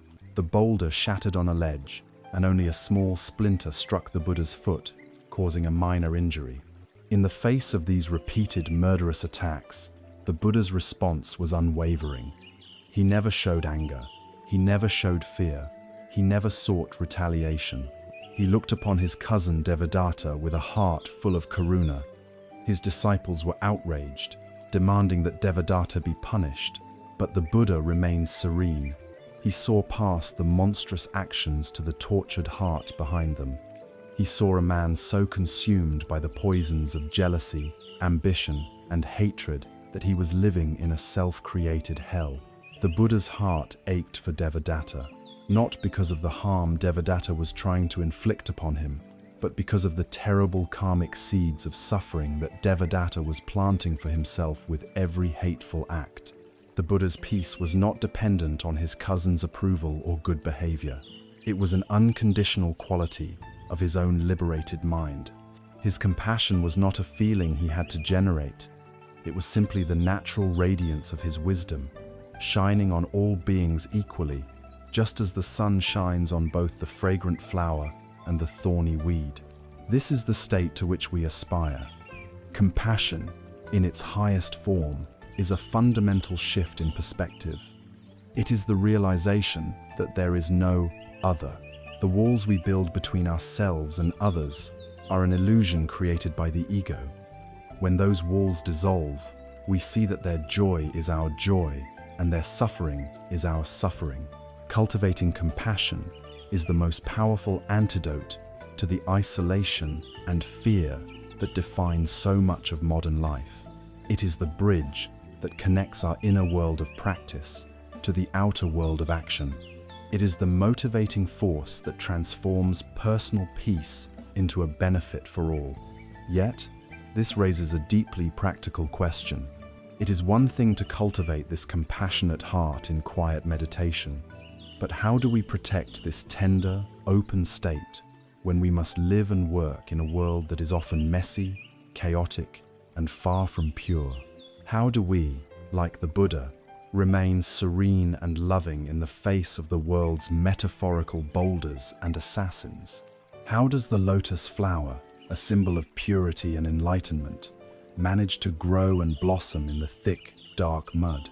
We have journeyed inward, learning to hold our own pain with tenderness and to extend that same compassion to all living beings. This cultivation of a kind and open heart is the essence of the spiritual path. And yet, a daunting question remains. We may feel a sense of peace on our meditation cushion, a sense of connection in our quiet moments of reflection, but then we must open our eyes, get up, and step back into the world. And the world is often a messy, chaotic, and challenging place. It is filled with traffic jams, difficult colleagues, financial pressures, political turmoil, and the constant barrage of heartbreaking news. How do we maintain this inner peace, this purity of heart, when we are immersed in a world that so often feels impure? There is a common fantasy on the spiritual path, the dream of escape.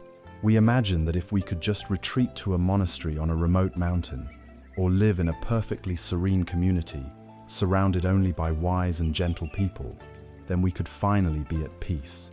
We believe that our inner state is fragile and that the real world is a contamination that threatens to destroy it. But this is another subtle trap of the ego, another version of the "I'll be happy when" a story. The Buddhist path does not teach us to run from the messiness of life. It teaches us to find our liberation in the very heart of it. The most profound symbol for this understanding is one of nature's most beautiful creations, the lotus flower. To understand the wisdom of the lotus, we must look at its entire life cycle, for each part holds a crucial teaching. First, there is the mud. The lotus seed does not sprout in pure, clear water or in the clean air. It begins its life buried in the dark, murky, nutrient-rich mud at the bottom of a pond.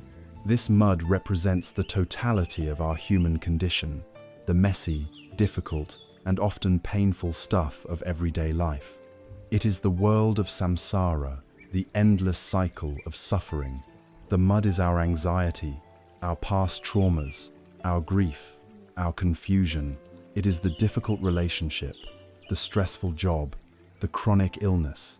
It is the injustice and ignorance we see in the world. Our instinct is to see this mud as dirty, as something to be avoided, something to be cleaned off. We want to live a life free from mud. Then there is the stem. From the seed buried in darkness, a stem begins to grow, persistently and purposefully, reaching upward, navigating its way through the murky water toward the distant light of the sun. This stem represents the spiritual path itself. It is our practice, our intention, our commitment to waking up. It is the eightfold path of Buddhism. Right view, right intention, right speech, right action, right livelihood, right effort, right mindfulness, and right concentration. It is the steady, daily effort of bringing awareness and compassion to our lives. The stem is rooted in the mud. It is surrounded by the murky water, but its entire orientation is toward the light. Finally, there is the blossom. After its long journey, the stem breaks the surface of the water, and a bud opens into a magnificent lotus flower. Its petals are pristine, radiant, and perfectly formed, unstained by the mud from which it came. It rests on the surface of the water, open to the sun, a symbol of purity, beauty, and enlightenment. The blossom represents the awakened mind, a state of peace, wisdom, and boundless compassion that is untouched by the chaos of the world. And here we arrive at the most crucial, paradoxical, and liberating teaching of this entire metaphor. No mud, no lotus. The flower's exquisite purity is not achieved by avoiding the mud. It is achieved by growing out of it. The mud is not an obstacle to the lotus. It is its essential nourishment. Without the rich, messy, organic substance of the mud, the lotus could not exist. This transforms our entire understanding of the spiritual life. The difficult, messy, painful aspects of our lives are not mistakes. They are not punishments. They are not obstacles on our path to peace. They are the path. The mud of our existence is the very raw material for our awakening. Your difficult boss is not a barrier to your practice of patience. He is the perfect opportunity to cultivate it. A financial crisis is not a detour from a life of generosity. It is a profound teaching on non-attachment and finding abundance in simplicity. A moment of intense anxiety is not a sign that your meditation is failing. It is the perfect moment to practice holding your fear with compassionate awareness. The world is not a distraction from our spiritual life. It is the very monastery in which we practice. The meditation cushion is our training ground, the dojo where we strengthen our muscles of mindfulness and compassion. But the world or family, our workplace, our community, is the arena where the real practice happens. To use our spiritual practice to avoid life's problemsa, phenomenon, sometimes called spiritual bypassingis, to misunderstand its purpose entirely. It is like an archer who spends all his time polishing his bow but refuses to ever shoot an arrow at a real target. So how do we live as a lotus in a muddy world? How do we stay engaged without becoming stained? We learn to root ourselves in practice while reaching for the light. The first tool is to establish a daily anchor, a consistent daily meditation practice, even if it is just for 10 or 15 minutes, is like the deep, stable root of the lotus. It is the time when we consciously ground ourselves in our intention, connect with our inner stillness, and remember our true nature. This daily return to silence and sanity provides the stability we need to navigate the murkiness of the day without getting lost. Secondly, we practice mindful transitions. The moments between our activities are powerful opportunities to reset. When you get out of your car before walking into work, take just 3 conscious breaths. Before you enter a difficult meeting, feel your feet on the floor. These small pauses are like the lotus stem, breaking the surface of the water, reconnecting with the open air and light before plunging back in. They prevent us from being carried away by the momentum of stress and reactivity. We also learn to set clear intentions. At the beginning of the day, you might set an intention like, "Today, I will practice kindness, even when I feel rushed." Before talking with your partner, you might intend, "In this conversation, I will listen with my full attention." This practice consciously transforms the mundane events of your day from a series of chores and challenges into a curriculum for your own awakening. Finally, we find our sangha, our community. A single lotus is beautiful, but a pond full of lotuses creates an entire ecosystem of beauty and support. Connecting with others who share your values and support your practice is invaluable. They can remind you of your own wisdom when you are lost in the mud, and you can do the same for them. The goal, then, is not to create a life free from mud.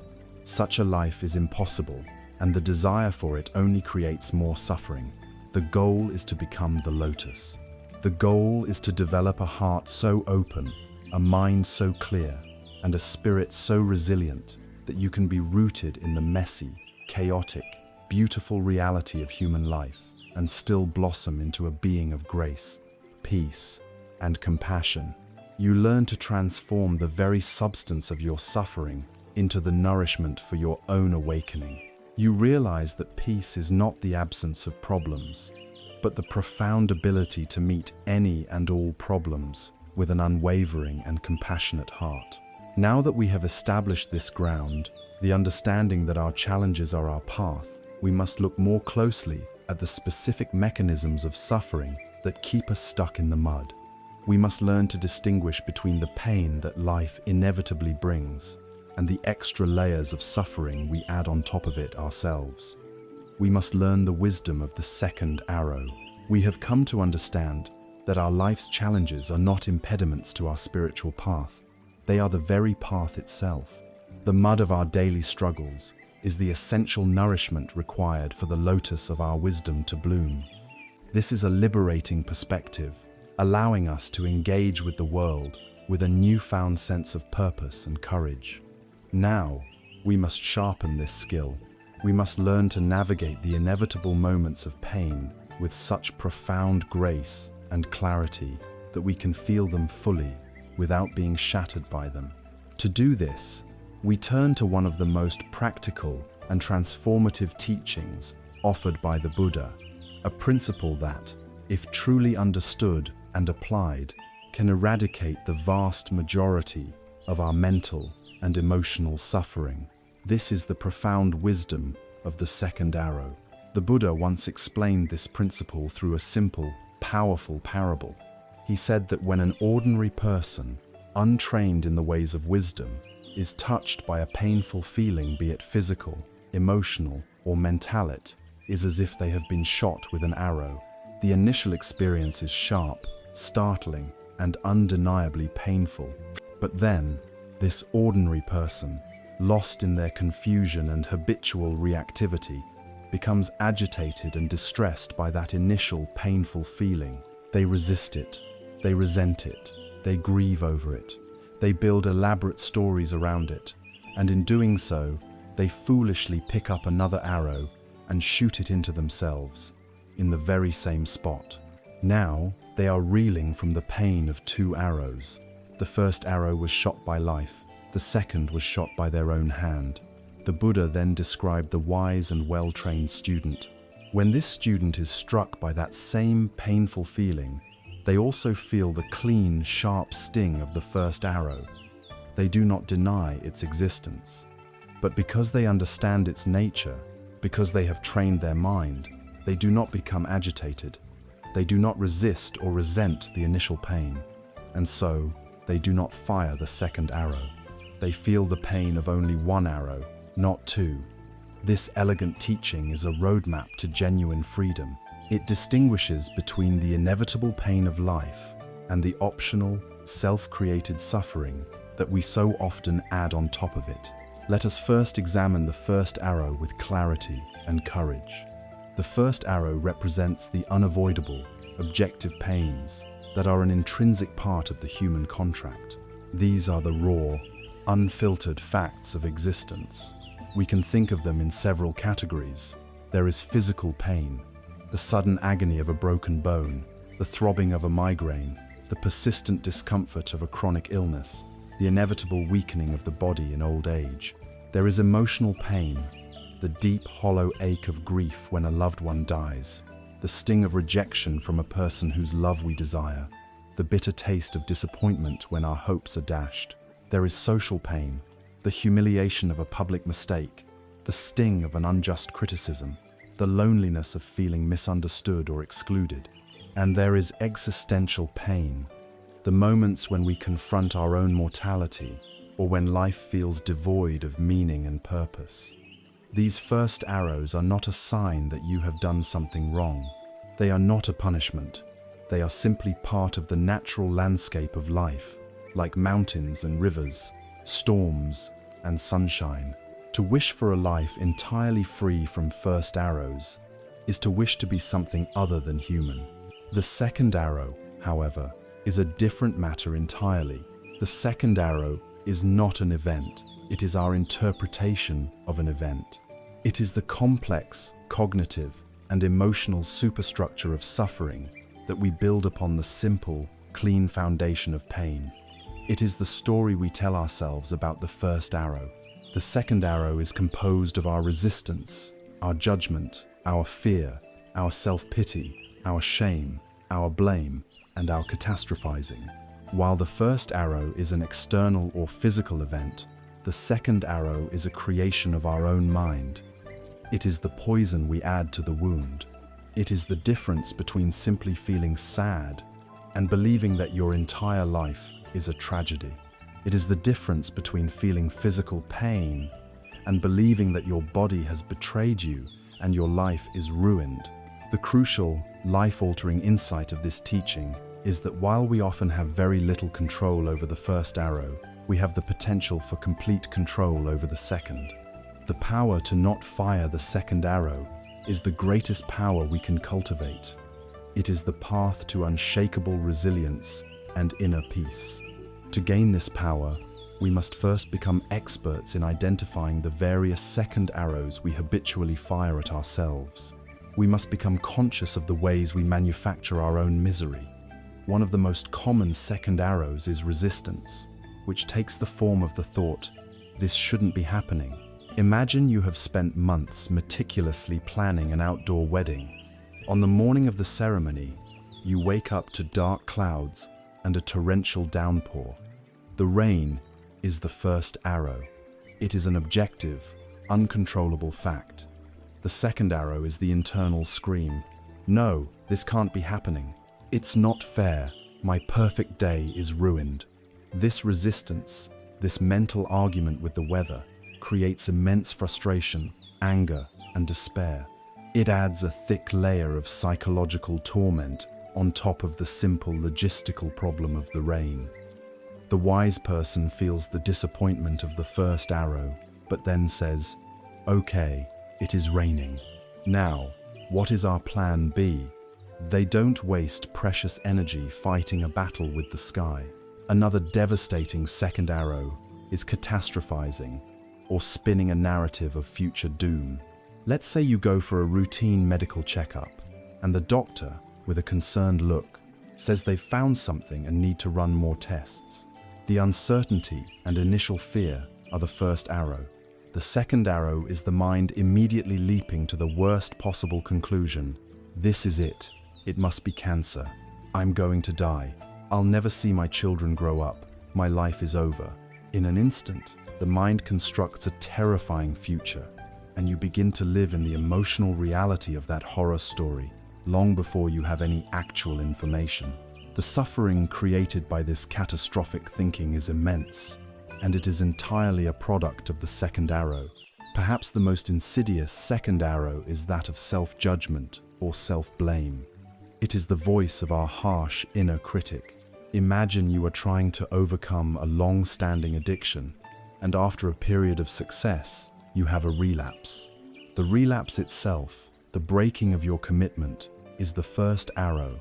The second arrow which so often follows, is a tidal wave of toxic shame. I'm pathetic. I have no willpower. I'm a failure, and I'll never change. I don't deserve to get better. This brutal self-attack is far more damaging than the initial act of relapse. It is this second arrow of shame that often prevents people from seeking help again, driving them deeper into the cycle of addiction. It turns a misstep into a proclamation of permanent, fundamental flawedness. We also torture ourselves with the second arrow of comparison. You lose your job. The fear and financial instability are the first arrow. But then you go online and see a former colleague announce a big promotion. The second arrow is the searing thought, why him? Why not me? He's not any smarter than I am. Life is so unfair. This comparison takes the real problem of unemployment and adds the agonizing poisons of envy, bitterness, and resentment. It creates a sense of personal injustice that can eat away at your peace of mind for weeks or months. Finally, we fire a second arrow every time we engage in rumination, the act of endlessly replaying past hurts. Years ago, someone may have betrayed your trust. That initial betrayal was the first arrow. But when you lie in bed at night, replaying the scene, feeling the old anger and hurt as if it were happening right now, you are voluntarily picking up that old arrow and stabbing yourself with it again. This is a crucial understanding. Holding a grudge is a form of self-violence. It does not punish the other person. It keeps you trapped in a cycle of rewounding, forever tethered to the pain of the past. Understanding the mechanics of the second arrow is the diagnosis. Now we must turn to the treatment. How, in the heat of the moment, do we learn to put down the bow? The practice can be broken down into 3 steps. The first step is perhaps the most radical and counterintuitive. We must learn to be fully present with the clean pain of the first arrow. Our instinct is to immediately recoil from pain and escape into the stories of the mind. The wise path is to do the opposite. When you are struck by a painful emotion, turn your attention away from the story in your head and toward the raw physical sensations in your body. Where do you feel the grief? Is it a heaviness in your chest? A tightness in your throat? Where do you feel the anxiety? Is it a churning in your stomach? A buzzing in your limbs? Your task is to meet these raw sensations with a kind, curious, and non-judgmental awareness. Breathe into them. Allow them to be there without needing them to change. When you ground your experience in the body, you short-circuit the narrative-spinning mind. You feel the pain, but you stop creating the suffering. The second step is to practice cognitive diffusion, or disidentifying from the second arrow thoughts. When the stories of blame, fear, and catastrophizing inevitably arise, you learn to see them for what they are. Just thoughts. They are mental events, not objective reality. A powerful technique is to change your language. Instead of thinking, I am a failure, you consciously reframe it as, I am having the thought that I am a failure. Instead of, my life is ruined, you notice, there is the story of a ruined life, playing in my mind. This simple shift creates a space of clarity. You are no longer fused with the thought, you are the calm witness of the thought. You see the second arrows flying past, but you realize you don't have to catch them. They are not you. The third and most healing step is to actively apply self-compassion. When you have been struck by a first arrow, you are wounded. The last thing you need is to be shot again. What you need is care. This is the moment to activate the practice of nurturing we explored earlier. Place a hand on your heart, feel its warmth. Offer yourself the same kind and gentle words you would offer a beloved friend who is hurting. Ouch, this hurts. This is a moment of suffering. It's okay to feel this way. May I be gentle with myself right now. This act of self-kindness is the direct antidote to the poison of the second arrow. Self-judgment says, you are weak for feeling this. Self-compassion says, of course you feel this. You are human, and you are in pain. Let me be with you.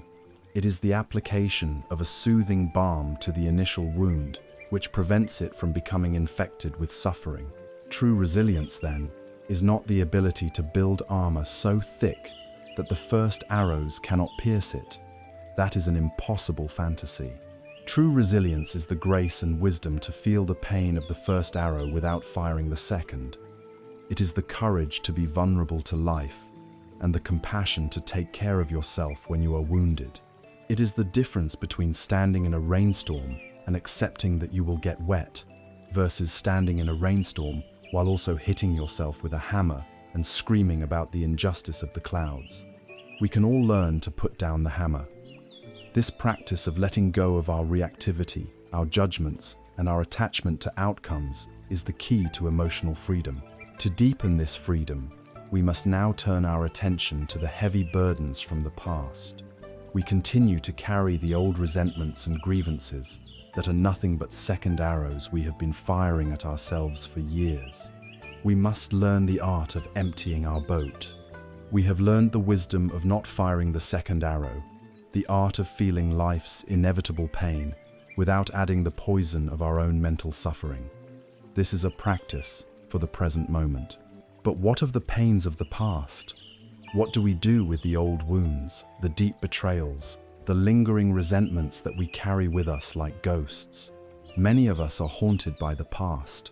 We live in a house filled with the echoes of old arguments and the shadows of people who have wronged us. We lie awake at night, replaying scenes of injustice, feeling the old anger and hurt as if it were fresh. This act of holding on to a grudge, of nurturing a resentment, is the ultimate example of firing the second arrow at ourselves, over and over again. We believe our anger is a weapon we are aiming at the other person, but it is a hot coal that we hold in our own hand, searing our own flesh. We believe our resentment is a prison we have built for our enemy, but we are the ones who are locked inside it. The past is not a place. It is a memory, a collection of stories that only stays alive because we feed it with the powerful energy of our attention. To let go of the past is to realize that you hold the key to your own prison cell. It is to learn the profound wisdom of the empty boat. Imagine a man who, seeking solitude and peace, takes his small boat out onto a vast, misty lake at dawn. The water is like glass, the air is still, and a profound sense of tranquility settles over him. He closes his eyes, soaking in the silence. Suddenly, with a jarring crash, another boat collides with his, shattering the stillness and nearly throwing him into the water. A surge of white-hot anger courses through him.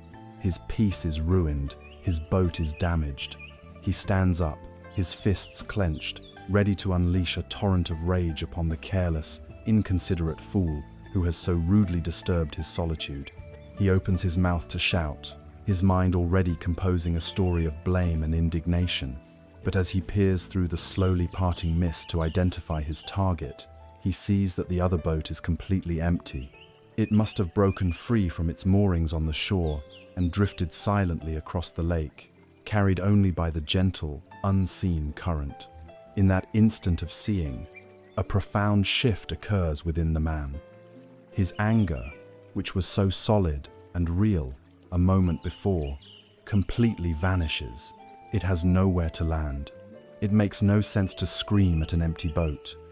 The story of blame collapses. The righteous indignation evaporates. He is left with no enemy, no target for his rage. All that remains is the simple, practical reality of the situation. Two boats are tangled together and need to be separated. The man sits back down, perhaps with a small, wise smile, and begins the quiet work of untangling his boat from the other.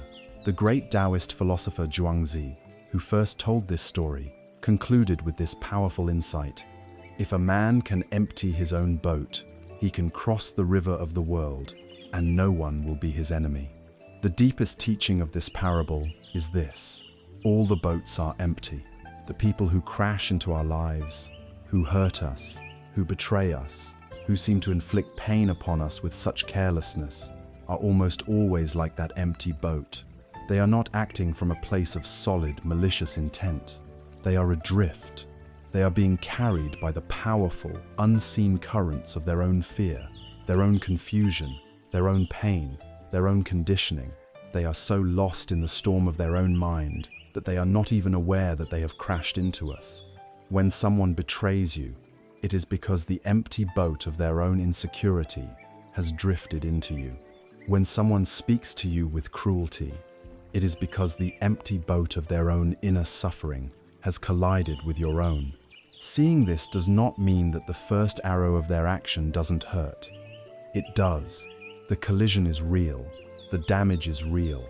But seeing the emptiness of the other boat prevents us from firing the second arrow of personalized anger and resentment.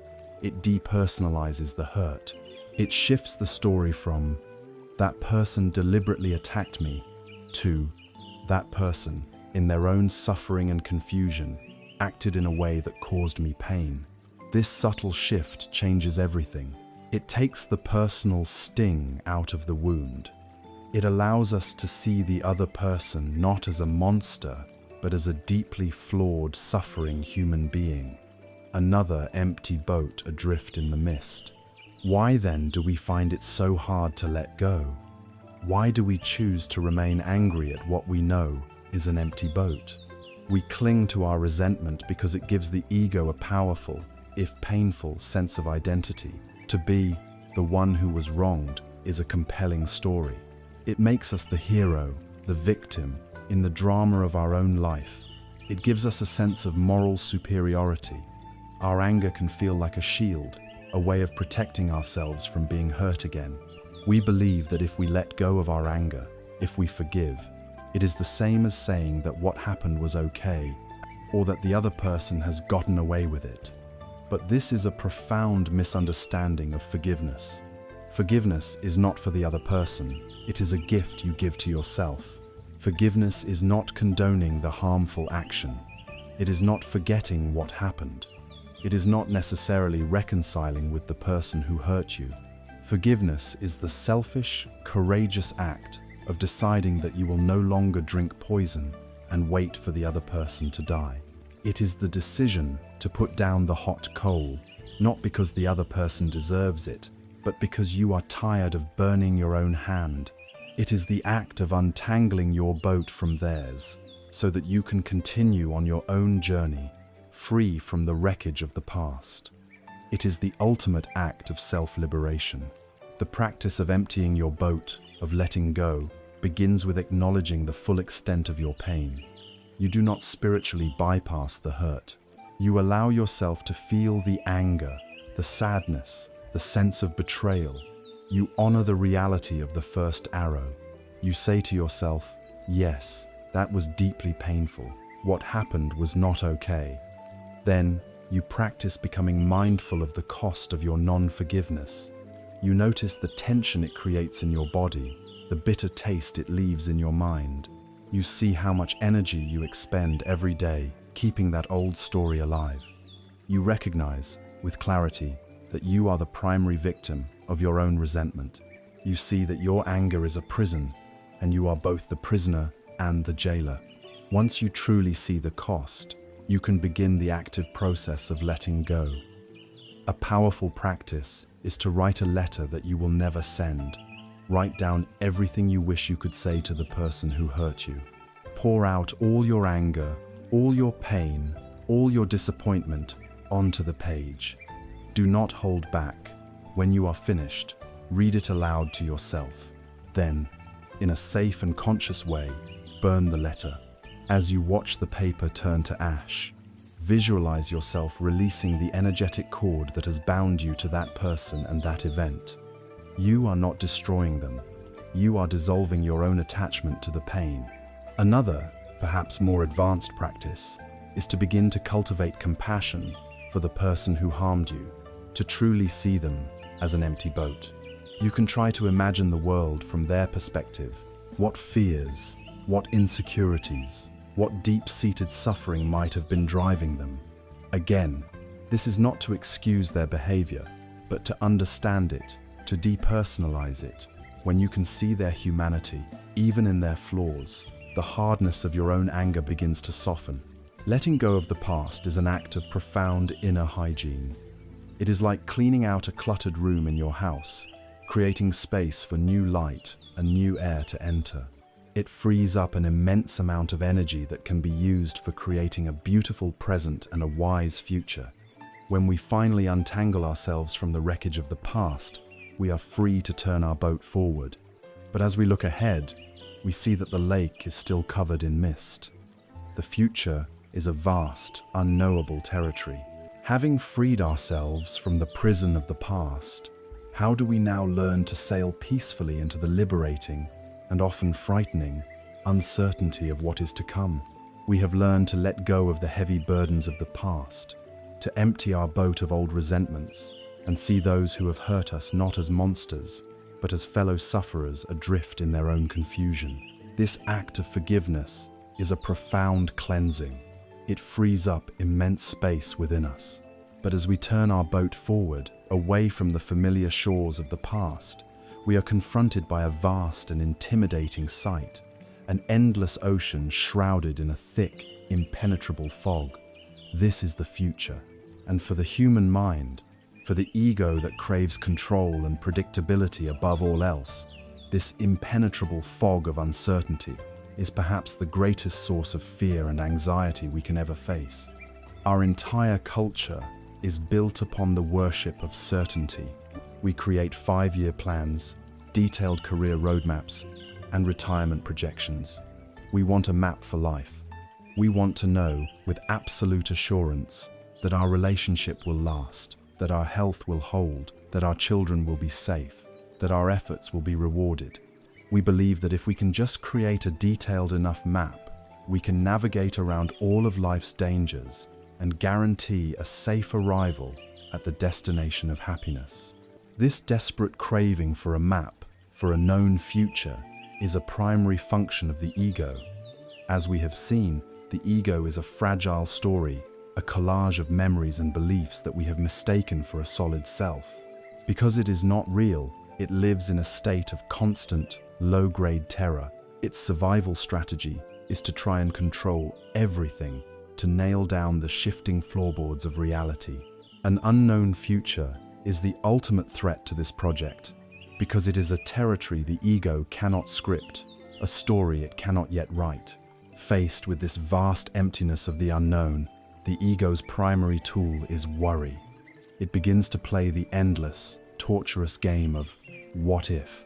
It sits at the edge of the fog and endlessly speculates about all the monsters that might be lurking within it. What if I lose my job and can't pay my mortgage? What if this strange physical symptom is a terrible illness? What if my partner stops loving me? What if I make the wrong decision and ruin my life? Each of these what-if questions generates a vivid, imaginary, and painful future scenario. And our nervous system, unable to distinguish between a vividly imagined threat and a real one, responds accordingly. Our heart rate increases, our muscles tense, our stomach clenches. We begin to live in the emotional reality of 1,000 tragedies that have not actually happened. We suffer from the loss of jobs we still have, from the pain of illnesses we do not have, from the grief of relationships that have not ended. This is the tyranny of the map. In our demand for a predictable future, we sacrifice the peace of the only time that is real, the present. We become paralyzed, sitting at the edge of the fog, too afraid to take a single step into the unknown. The wisdom of the Buddhist path offers a completely different way to travel. It asks us to abandon the futile search for a map and instead to learn how to use a lamp. Imagine again the traveler standing at the edge of the dense, swirling fog. The map seeker, the one who represents our conventional mind, refuses to enter. He is paralyzed by his need to know the entire journey in advance. He will sit there forever, safe but trapped, his life unlived. But now imagine another traveler. This wise traveler also faces the same impenetrable fog. She has no map. She has accepted that no map exists, but she carries with her a small, simple lamp. The the lamp is not a magical floodlight. It does not burn away the entire fog, revealing the final destination 100 miles away. It casts only a humble circle of light, illuminating the ground just a few feet in front of her. But it is enough. It is enough to see the next safe place to put her foot. And so, she begins her journey. Her gaze is not fixed on the distant, invisible horizon. Her mind is not filled with speculation about what lies in the darkness beyond her circle of light. Her entire attention, her entire being, is focused on the small, illuminated patch of ground right in front of her. She takes one secure step. She observes the ground. She feels its solidity beneath her foot. Then, as she moves forward, the circle of light moves with her, revealing the next few feet of the path. She takes another step, and another. She is walking in the dark, and yet she is completely safe. Her trust is not placed in a non-existent map of the future.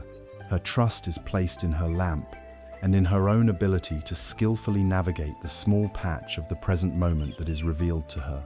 By focusing only on the next step, and then the next, she is able to traverse the entire vast and unknown territory, not with frantic anxiety, but with a calm, steady, and wakeful presence.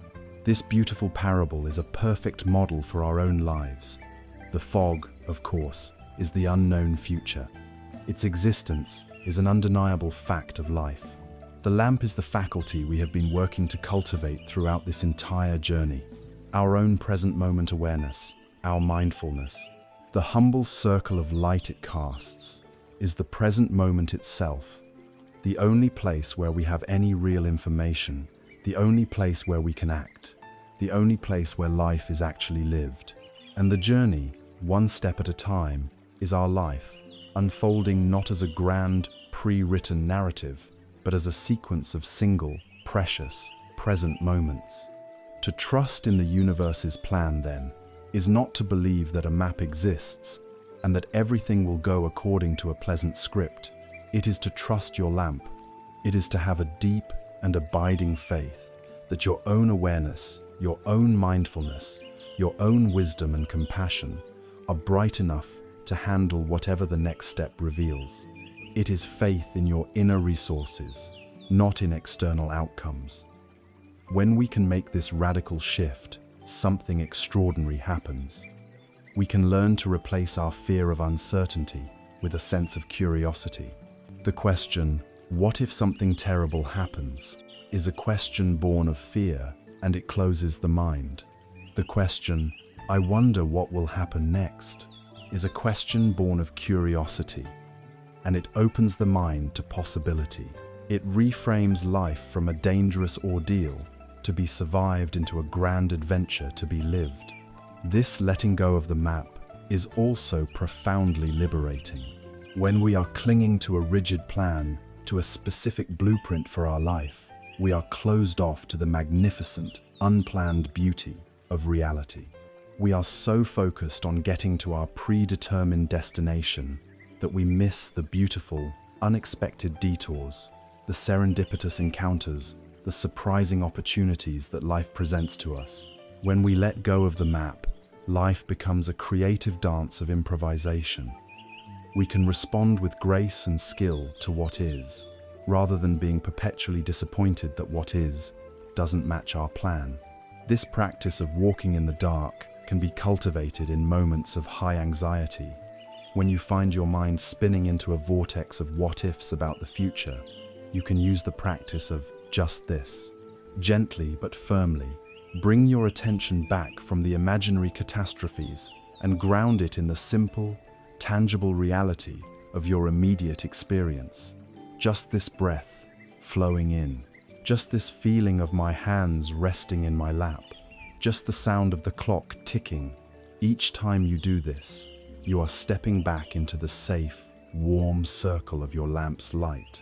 You are reminding yourself that in this actual, present moment, you are okay. The monsters are in the fog of your imagination, not here on the solid ground beneath your feet. Ultimately, this way of living challenges our very idea of a destination. In the map-based life, peace and happiness are always somewhere else, at the end of the road. We are always striving, always becoming, never quite arriving. But for the wise traveler with the lamp, every step is an arrival. Every mindful moment is its own destination, whole and complete. The purpose of life is not to get to the other side of the fog bank. The purpose is to walk through the fog with awareness, with courage, and with a peaceful heart. This embrace of uncertainty is not a passive surrender to whatever happens. It is an active, moment by moment, courageous engagement with life as it truly is. It is the highest form of trust, not a blind faith that the path will be easy, but a wise confidence that we have all the light we need to take the next step. But what is the nature of this light? What is the source of this wisdom that allows us to walk so confidently in the dark? We must now turn our attention to cultivating the very source of the lamp's light, the transformative power of wisdom itself. We have learned to walk in the dark, to navigate the impenetrable fog of the future, not with a map we can never possess, but with the steady light of a lamp held in our own hands. This lamp, which illuminates the next safe step, is our mindful presence. It is the anchor that keeps us grounded in the here and now. But we must now ask a more fundamental question. What is the nature of this light itself? What is the fuel that allows this lamp to burn so brightly, cutting through the darkness of our fear and confusion? The answer lies in the cultivation of prajna, a Sanskrit word that is often translated as wisdom, but which means something far deeper and more transformative than our ordinary understanding of that term.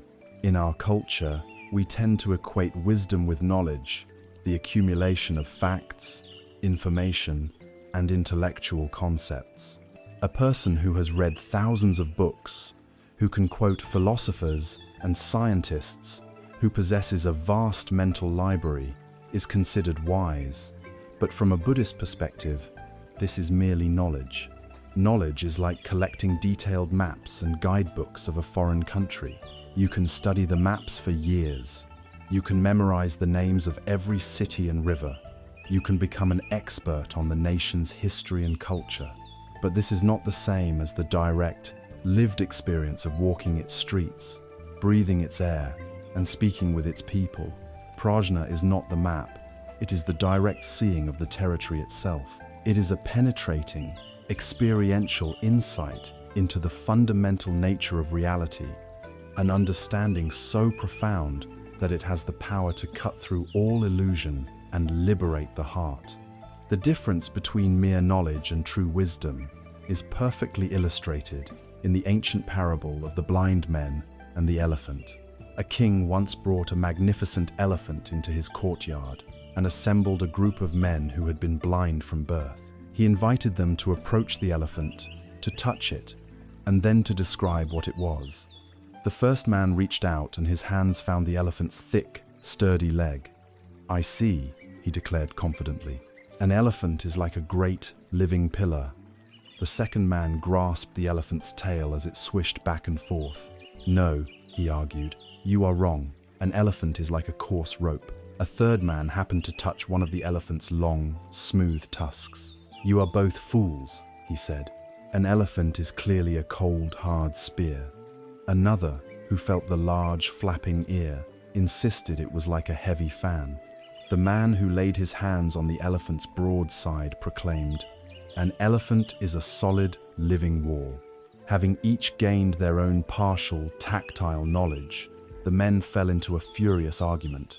Each was completely convinced that his own limited experience represented the whole truth. They shouted at one another, calling each other liars, certain of their own correctness and the ignorance of the others. Their clinging to their own incomplete knowledge had become a source of conflict and suffering. The king, watching this unfold, simply smiled. He understood that each man was telling the truth of his own experience, yet none of them had grasped the full reality of the elephant. We are all, in our ordinary state of mind, exactly like these blind men. We grasp one small part of reality, our own fleeting thoughts. our own intense emotions, our own rigid opinions, our own limited cultural perspective, and we mistake this tiny fragment for the whole truth. The ego is the blind man, desperately clinging to the elephant's tail, shouting to the heavens, "This is what is real." Prajna is the gift of sight. It is the ability to step back and see the entire elephant, the leg, the tail, the tusk, the ear, and the body, all as interconnected parts of a single, magnificent whole. It is the wisdom that sees not just the pieces, but the total picture. This liberating sight, this prajna, is not something that can be granted by a teacher or found in a book, although those are the starting points. Its cultivation is traditionally understood as a three-stage process. The first is the wisdom born of learning, or suttamaya prajna. This is where we do pick up the maps. We listen to the teachings of those who have walked the path before us. We read the suttas. We study the core concepts of the Dharma, such as the Four Noble Truths, the nature of impermanence, and the law of karma. This stage provides the necessary conceptual framework. It is like giving the blind men a detailed lecture on the anatomy of an elephant. This is essential, as it gives them a vocabulary and a set of ideas to work with. The second stage is the wisdom born of reflection, or sintamaya prajna. This is the process of taking the knowledge we have learned and deeply contemplating it. We don't just accept it blindly, we turn it over and over in our own minds. We use our intellect to see how these teachings apply to our own lived experience. We might ask ourselves, where have I seen the truth of the second arrow in my own reactions this week? Or, how does the concept of the empty boat relate to the resentment I feel towards a certain family member? This stage moves from received knowledge to a personal, intellectual understanding. It is like the blind men sitting together after the lecture, discussing the concepts and trying to form a coherent mental image of the elephant based on what they have heard and what they know. The third, final, and most crucial stage is the wisdom born of direct experience through meditation, or bhavanamaya prajna. This is prajna in its truest form. It is a knowing that transcends intellect and concepts. It arises from the silent, direct observation of our own experience in meditation. On the cushion, you do not simply think that thoughts are impermanent. You watch them arise from nothing, exist for a moment, and dissolve back into nothing, like bubbles in water. You do not just believe that the ego is a construction. You directly experience the absence of a solid, unchanging self at the center of your consciousness. It is a seeing that is beyond words. This is the moment that the blind men are miraculously granted their sight. They no longer need to argue or speculate, because they can now see the elephant directly for themselves. This is the wisdom that cuts through all illusion, the wisdom that liberates. Because of this power to cut through delusion, prajna is often symbolized as a flaming sword.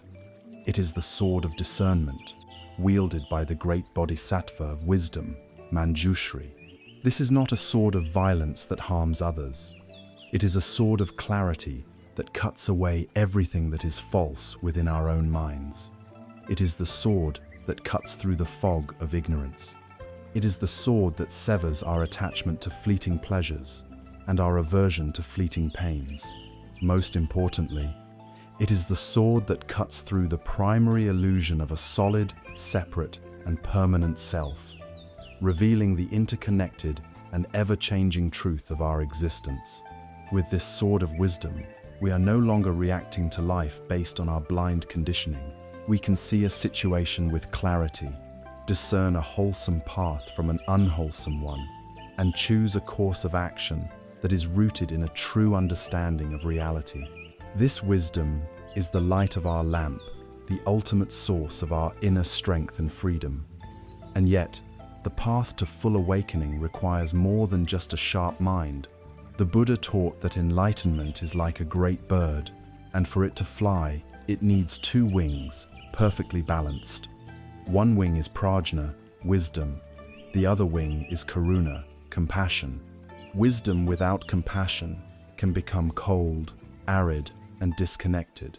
Compassion without wisdom can become sentimental and foolish. A life of true fulfillment and purpose is one where these two wings work in perfect harmony. How does this integrated state of being express itself in the world? It expresses itself through the effortless and joyful act of giving, the practice of dana, or generosity. We have arrived at a crucial understanding. The path to a liberated heart, to a life of unshakable peace, is like a great bird in flight. For this bird to soar, it cannot fly with only one wing. It requires two wings, perfectly balanced, working in harmony. One wing is prajna, the clear seeing, penetrating wisdom that cuts through all illusion. The other wing is karuna, the boundless, tender compassion that embraces all of life with an open heart. Wisdom prevents compassion from becoming foolish and sentimental. Compassion prevents wisdom from becoming cold and disconnected. When these two wings beat together, the bird of our awakening can navigate any storm and cross any ocean. So, what does this flight look like in action? What is the practical, tangible expression of a life where wisdom and compassion are fully integrated? The answer is found in the simple, profound, and joyful practice of dana, the Pali word for generosity or giving. Dana is not a moral duty to be performed with a heavy heart. It is the natural, spontaneous, and radiant expression of a mind that is free. It is the song that an awakened heart cannot help but sing. To understand the transformative power of generosity, we must first examine its opposite, the state of grasping and hoarding that arises from the ego. The ego, as we know, is built upon the illusion of a separate, vulnerable self. Because it feels separate, it lives in a state of perpetual fear and perceived lack. This creates what we can call a scarcity mindset. The mantra of the scarcity mindset is, there is not enough money, not enough love, not enough time, not enough recognition. Driven by this fear of lack, the ego's primary activity is to accumulate and protect. It builds walls around its possessions, its heart, and its time. It operates from a place of contraction, of holding on tight. The mind of scarcity is a clenched fist. It is a state of constant tension, anxiety, and isolation. The practice of dana is the direct and most powerful antidote to this scarcity mindset. It is the active cultivation of an abundance mindset. This mindset is born from the harmony of our two wings. The wing of wisdom, prajna, sees the truth of impermanence and interconnectedness. It understands that nothing can truly be owned forever, and that the line between self and other is ultimately an illusion. The wing of compassion, karuna, feels the needs of others as its own and yearns to alleviate suffering wherever it is found. When these two wings work together, the fear of lack dissolves. The mantra of the mind becomes, there is enough to share. The clenched fist of the ego begins to relax and open. The act of giving, therefore, is not just a nice thing to do. It is a profound spiritual practice. Every time we give freely, without expecting anything in return, we are making a powerful declaration. We are declaring that we trust in the flow of life. We are affirming our own inner abundance. We are actively choosing to live in a world of connection rather than a world of separation. Each act of generosity weakens the prison walls of the ego and strengthens the wings of our freedom. The practice of dana is traditionally understood to exist on three levels, each more subtle and powerful than the last. The first, and most obvious, is the gift of material resources. This is the giving of money, food, clothing, or shelter. It is the act of sharing our worldly goods to meet the worldly needs of others. In this form of giving, the spirit in which the gift is given is far more important than the size of the gift itself. There is a story of a poor beggar who had only one small, stale loaf of bread to his name. As he was about to eat it, another beggar, even more destitute and hungry than he, approached him.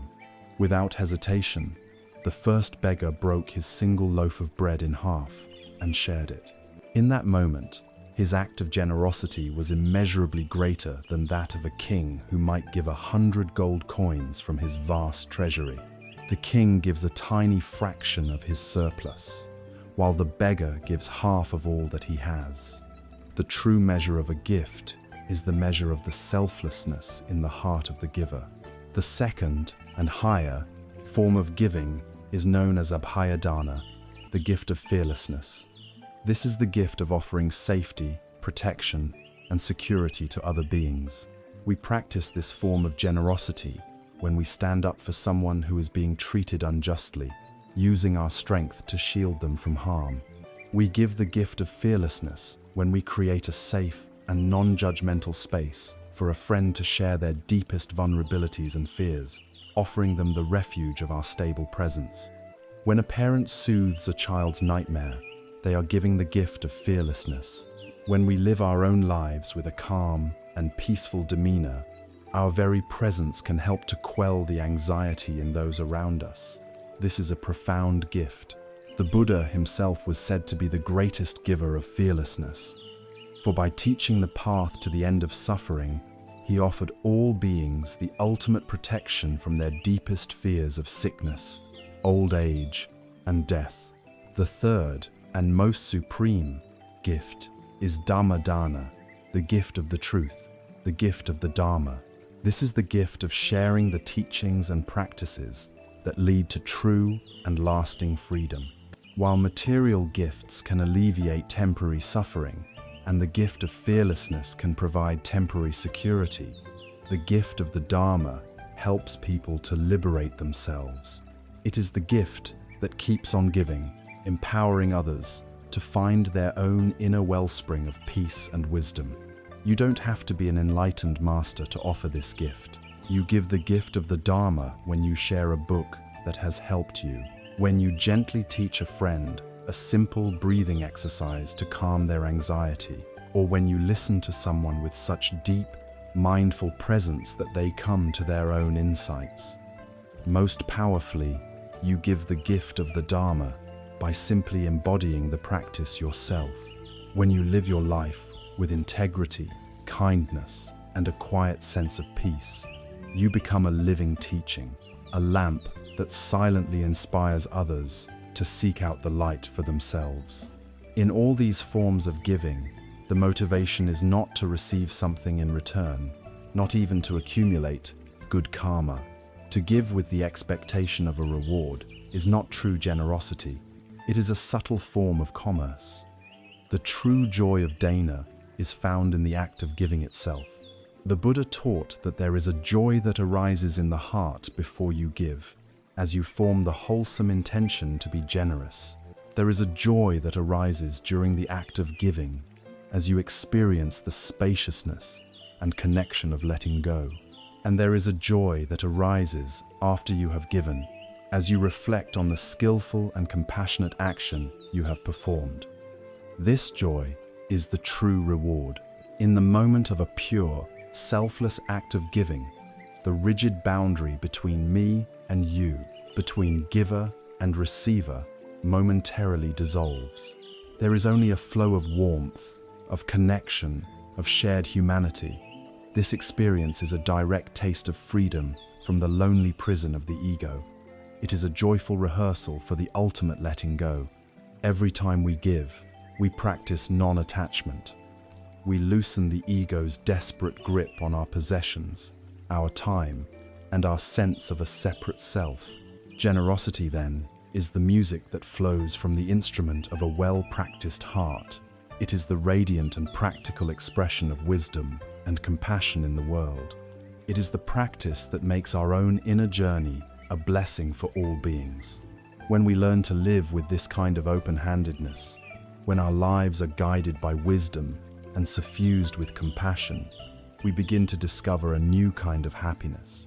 It is not the fleeting, frantic pleasure of acquiring things or achieving goals. It is a deep, abiding, and quiet sense of well-being that is not dependent on our external circumstances. It is the joy that bubbles up from an inner wellspring, the happiness that is found not in seeking more, but in appreciating the profound beauty of simplicity. Having cultivated a heart of wisdom and compassion, a heart that can remain open, even in a messy world, we are now ready to explore the nature of true happiness. All human beings, in all cultures and at all times, share one fundamental desire. We want to be happy. Yet, we live in a world that has sold us a very specific and ultimately deceptive story about how happiness is to be found. This modern story tells us that happiness is an acquisition. It is something to be earned, won, or purchased. It is the new car, the corner office, the exotic vacation, the validation of 1,000 likes on social media. We are taught to live our lives like hungry ghosts, constantly chasing the next pleasant experience, the next possession, the next achievement, believing that it will be the thing that finally delivers a lasting sense of well-being. This model of happiness is a trap, a phenomenon that psychologists have called the hedonic treadmill. The cycle is predictable and relentless. First, we fixate on a desire, convinced that its fulfillment will make us happy. We strive, we work, we sacrifice. Then, we achieve the goal or acquire the object. For a brief time, we feel a spike of pleasure, a sense of satisfaction, but very quickly we adapt. The thrill fades. The new car becomes just the car, a familiar object that gets us from one place to another. The new promotion becomes just the job, with its own set of problems and stresses.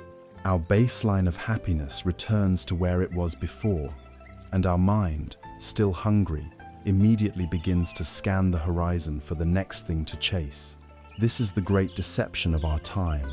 We have confused fleeting pleasure with genuine happiness. Pleasure, which is dependent on external stimuli, is like a sugary snack. It provides a quick rush, but leaves you feeling empty and craving more.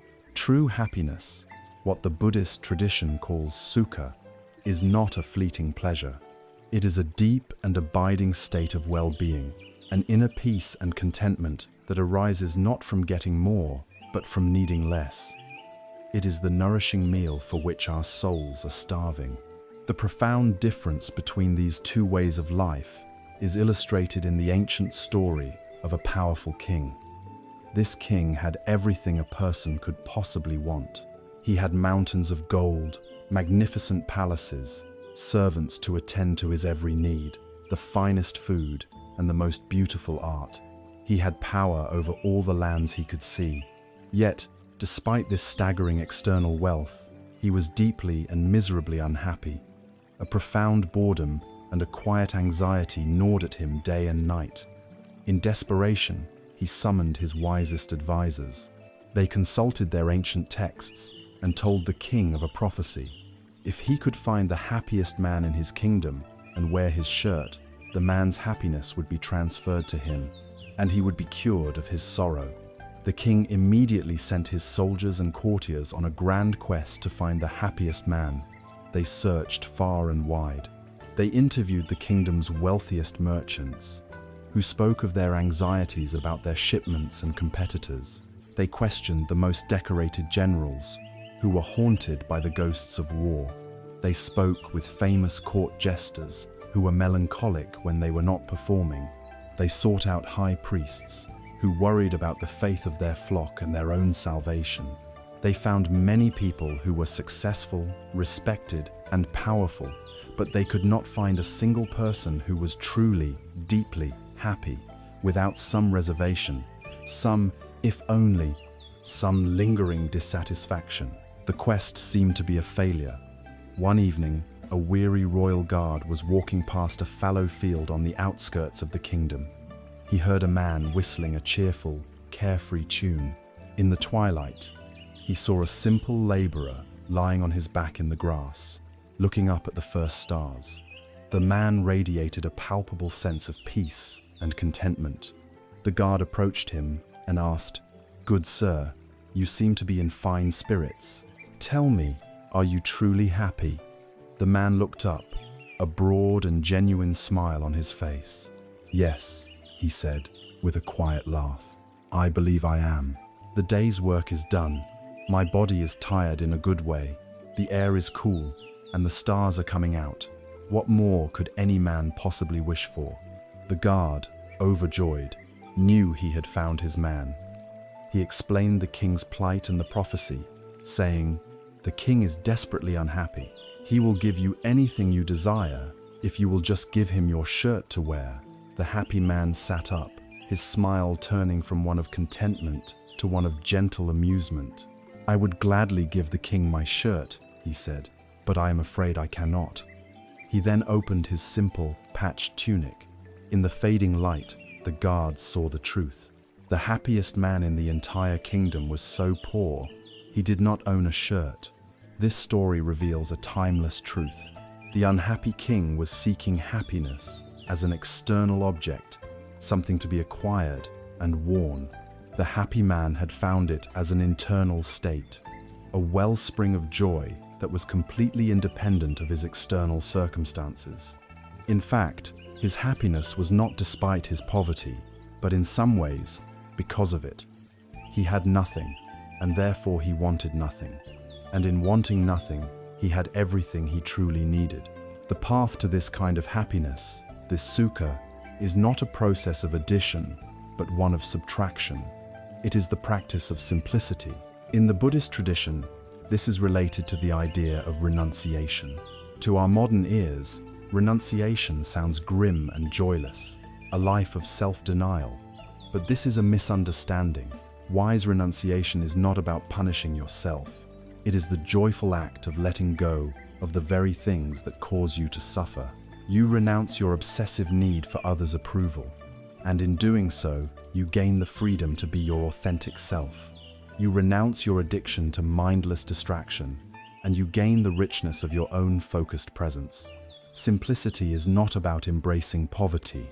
It is about having the wisdom to discern what is truly essential for your well-being and having the courage to let go of the rest.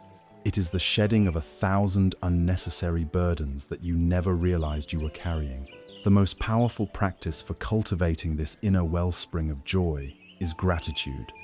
The hedonic treadmill of modern life trains our minds to constantly scan the world for what is missing, for the next thing we need to acquire. Gratitude is the conscious act of reversing this habit. It is the practice of resting our attention on the abundance that is already present in our lives. This can be a formal practice, such as ending each day by calling to mind 3 things for which you are genuinely grateful. They don't have to be grand. Perhaps it is the taste of your morning coffee, a kind word exchanged with a stranger, the comfort of a warm bed, the simple miracle of a healthy body that can breathe and walk. By practicing in this way, you are literally retraining your brain to see the good that is already here. You are shifting your focus from a sense of lack to a sense of fullness. When our minds are no longer frantically chasing the next big promise of happiness, we can begin to discover the subtle joy that is woven into the fabric of ordinary, present moments. When you are fully present, the simple act of washing the dishes can become a delight. The feeling of the warm water, the sight of the gleaming plates, the act of eating a single piece of fruit can be an explosion of taste and texture. True happiness is often quiet, subtle, and always available, right here, when we are willing to be present for it. This leads to a state known as santuti, or contentment.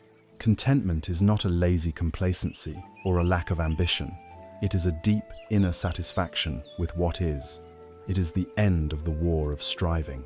It is the feeling of the happy farmer, looking at the stars and knowing, in his bones, that this is enough. The man with no shirt was the richest man in the kingdom, for he had discovered the wellspring of joy within himself. His poverty of possessions created the space for a richness of spirit. He teaches us that happiness is not found by adding more to our lives, but by subtracting the desires that make us feel incomplete.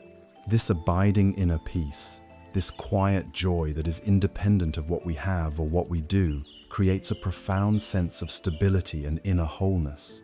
It is the foundation that allows us to face all of life's circumstances with grace, including one of the most feared aspects of the human condition, the state of being alone.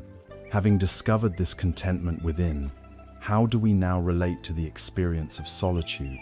We have discovered the inner wellspring of joy, the happiness that arises not from the frantic pursuit of more, but from the quiet contentment found in simplicity and gratitude. This inner richness provides a profound sense of stability, a feeling of being whole and complete in and of ourselves. And yet, this inner wholeness must eventually face one of the most deep-seated fears of the human heart, the fear of being alone. We live in a world of profound paradox. Through technology, we are more connected than at any other time in history, our lives interwoven through a vast digital web. And yet, we are experiencing an epidemic of loneliness, a silent ache of isolation that haunts millions. For many, the state of being alone is not a peaceful refuge, but a terrifying void. When the distractions cease, when the screens go dark, and the house is quiet, we are left with only ourselves, and this can feel like an unbearable emptiness.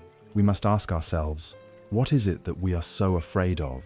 The fear of being alone is, most often, the fear of confronting the raw, unfiltered reality of our own minds. It is the fear of sitting in the same room as our own inner chaos, the restless monkey mind, the difficult emotions, the unresolved sorrows without a buffer, without a distraction to numb the experience. We use the company of others, the endless scroll of social media, the constant hum of activity as a shield against the silence of our own being.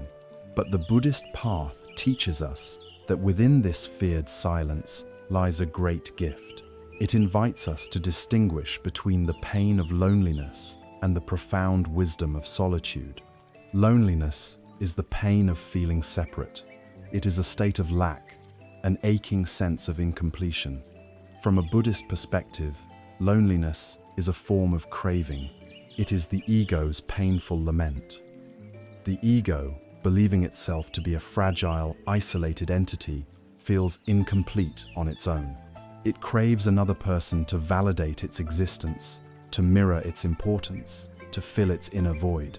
This craving for connection, like all forms of craving, is a source of dukkha, or suffering.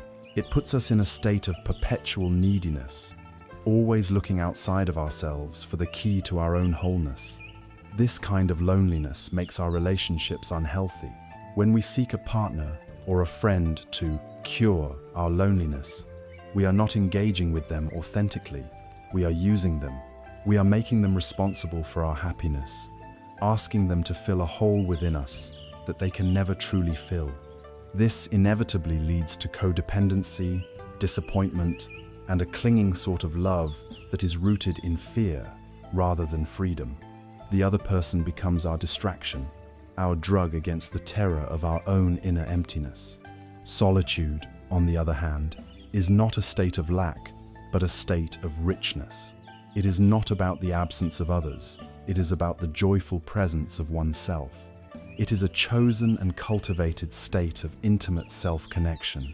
Throughout this journey, we have been learning the skills to transform loneliness into solitude. Through mindfulness, we have learned to be present with ourselves without judgment. Through compassionate acceptance, we have learned to hold our own difficult emotions as we would a beloved child. We have, in essence, been learning how to become our own best friend. And when you are truly a good friend to yourself, being alone is no longer a punishment, it is a pleasure.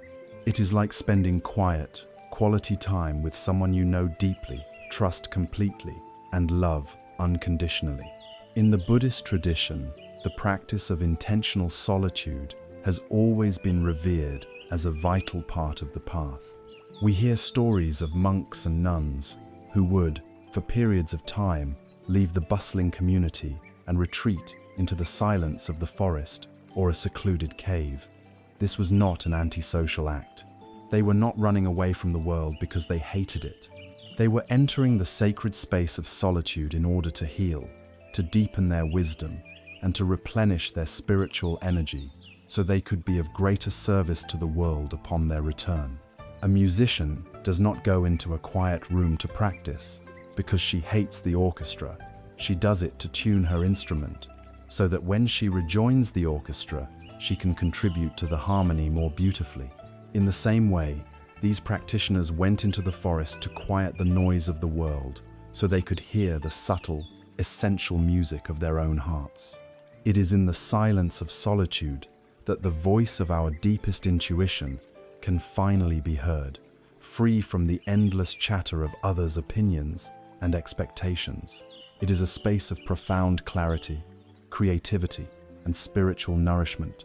For those of us who feel the sharp sting of loneliness, the path from that painful state to the richness of solitude is a gentle and practical one. It does not require a dramatic retreat to a forest cave. It begins with small, courageous steps. It begins by creating small, intentional dates with yourself. Perhaps you start with a 10-minute walk in a park, deliberately leaving your phone behind. Perhaps you make a cup of tea and drink it in complete silence, simply noticing the warmth and the taste. The key is to bring mindfulness to these moments. When you are alone and the familiar, aching feeling of loneliness begins to arise, the practice is to not immediately run for the nearest distraction. Instead, you turn towards the feeling with gentle curiosity. You can use the rain practice we have explored. First, you recognize it. This is the feeling of loneliness. You name it, which creates a little space around it. Then, you allow it to be there. You give it permission. You stop fighting it. Then, you investigate it with kindness. What does this loneliness actually feel like in my body? Is it a hollowness in my chest? An ache in my throat? You explore the raw sensation without the story. Finally, you nurture yourself. You place a hand on your heart. You offer yourself words of compassion. It's okay to feel this. This is a painful human feeling. May I be kind to myself in this moment. When you meet the pain of loneliness with this kind of mindful, compassionate attention, you rob it of its terrifying power. You learn that you can survive the feeling. You discover that it is, like all other feelings, just a temporary weather pattern passing through the vast sky of your awareness. It is not you, it is just a visitor. And as you practice this, over and over, the fear begins to subside. The space of being alone starts to feel less like a threatening void and more like a peaceful refuge. Learning to embrace solitude is a profound declaration of inner freedom. It is the discovery that your own presence is enough. When you are no longer afraid of being alone, your relationships with other people are transformed. You no longer enter them from a place of neediness, trying to fill your own emptiness. Instead, you connect with others from a place of fullness, wanting to share the joy and peace you have already found within yourself. Love ceases to be about getting and becomes about giving. This inner contentment, this fearlessness in the face of our own company, is the bedrock of emotional maturity. It is the foundation that prepares us to face the greatest of all solitudes, the final journey that every human being must take entirely on their own. Having found peace in the solitude of life, we must now learn how to bring this same wisdom, this same fearless presence, to the great and mysterious solitude of death. Having found a quiet contentment within ourselves, a peace that can flourish even in the silence of our own company, we arrive at the threshold of life's greatest mystery and humanity's most profound fear. We have learned to face the solitude of life. Now we must learn to face the ultimate solitude of death. The fear of death is the primal engine that drives so much of our anxiety, our ambition, and our desperate clinging to life. It is the final frontier of our spiritual practice. From the perspective of the ego, this fear is entirely rational. The ego, as we have come to understand it, is a storia, carefully constructed identity built from memories, achievements, roles, and relationships. It is a narrative of a separate, continuous self.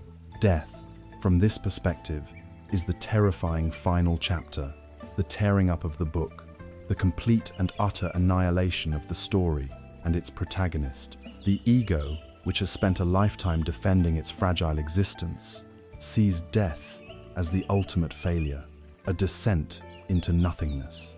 And so, it tells us to fight it, to deny it, to distract ourselves from it at all costs. But the wisdom of the Buddhist path offers a radically different perspective, one that does not deny death, but reframes it so profoundly that its terror can dissolve, revealing not an ending, but a transformation, a sacred returning. The most beautiful and powerful metaphor for understanding this view is that of the wave and the ocean. Imagine a single, magnificent wave traveling across the vast surface of the sea. It has a clear beginning as it rises from the swell, a unique life as it crests and foams, and a distinct identity. It is this wave, right here, different from all the other waves.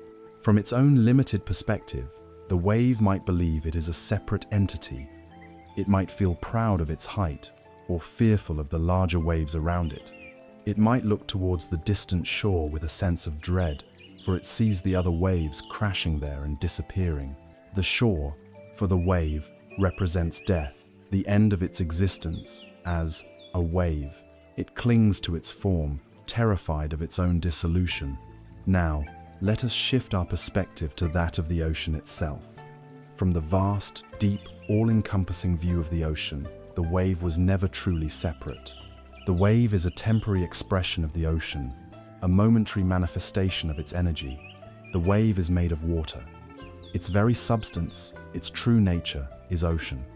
The ocean is not afraid of its waves. It does not grieve when one of them crashes on the shore. Why? Because it knows that nothing is being lost. When the wave reaches the shore and its form dissolves, it does not die. It does not vanish into nothingness. It simply returns to its source. It merges back into the great body of water from which it was never, for a single moment, truly separate. The form of the wave is gone, but the essence of the water is unchanged, ready to arise again as a new wave, a cloud, or a drop of rain. We, in our human lives, are like these waves. We identify with our temporary former body, our name, our personality, our story. We believe we are this separate, individual wave, and we fear the shoreline of death as our personal annihilation. The Buddhist teachings invite us to shift our identity from the fragile, temporary wave to the vast, timeless ocean. Our true nature is not the small, egoic self that is destined to dissolve. Our true nature is the great ocean of consciousness, the interconnected web of all existence from which we have arisen and to which we will return. Death, from this perspective, is no longer a terrifying end. It is a homecoming. It is the wave returning to the ocean. This understanding is directly linked to the core Buddhist doctrine of anatta, or non-self. Our fear of annihilation is entirely predicated on the belief that there is a solid, permanent, independent self to be annihilated. But as we have explored, a lifetime of mindful inquiry reveals that no such entity can be found. The self we cherish so deeply is a dynamic process, a constantly shifting constellation of thoughts, feelings, memories, and physical sensations. There is no permanent CEO in the headquarters of the mind, no unchanging essence behind the curtain. The person you were 10 years ago no longer exists. The person you are now is a fleeting process. If there is no solid thing to be found during life, what solid thing is there to be destroyed at death? The fear of annihilation is the ego's terror at having its own illusory nature revealed. Death is not the destruction of a soul. It is the final dissolution of a temporary, conditioned identity. The matter of our bodies, the energy of our consciousness, these things do not vanish. They are simply reabsorbed into the great cosmic dance, recycled into new stars, new flowers, new beings. The form changes, but the fundamental substance of the universe remains. To live with this wisdom is not to become morbid or obsessed with death. In fact, it is the opposite. The practice of contemplating death, known as Maranasati, is one of the most life-affirming practices there is. The conscious remembrance that our time here is finite and precious is the greatest motivator for living a life of meaning and purpose. It is a powerful tool for prioritization. When you keep your mortality in mind, you stop wasting your life's precious energy on petty arguments, on accumulating things you cannot keep, on holding grudges that only poison your own heart. The awareness of death clarifies what is truly important: love, kindness, compassion, and the cultivation of inner peace. There is a powerful story about Alexander the Great, the mighty conqueror, who, on his deathbed, gave his generals 3 final instructions. First, he wanted his physicians to carry his coffin alone. Second, he wanted the path to his grave to be scattered with the gold, silver, and jewels from his treasury. And his third and final wish was that his hands be left hanging empty outside the coffin for all to see. When his astonished generals asked why, Alexander explained, "I want the most eminent physicians to carry my coffin to show that even they have no power over death. I want the path to be scattered with my wealth, so that everyone can see that the material things we acquire on earth stay on earth. And I want my hands to be empty and visible, so people can understand that we come into this world with nothing, and we leave with nothing." This is the wisdom that arises from a clear contemplation of death. It is a profound teaching on non-attachment. We can bring this practice into our own lives in a simple, gentle way. We can take a moment each morning to reflect, remembering that I am mortal and my time is not guaranteed. How do I wish to live this one precious day? What truly matters? This simple question can reorient your entire day, guiding you to act from a place of love rather than fear, and presence rather than distraction.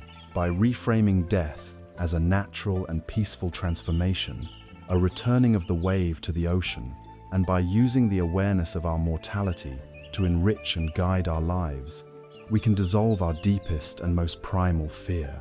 We learn to hold our own life with a gentle, open hand, appreciating its beauty without desperately clinging to it.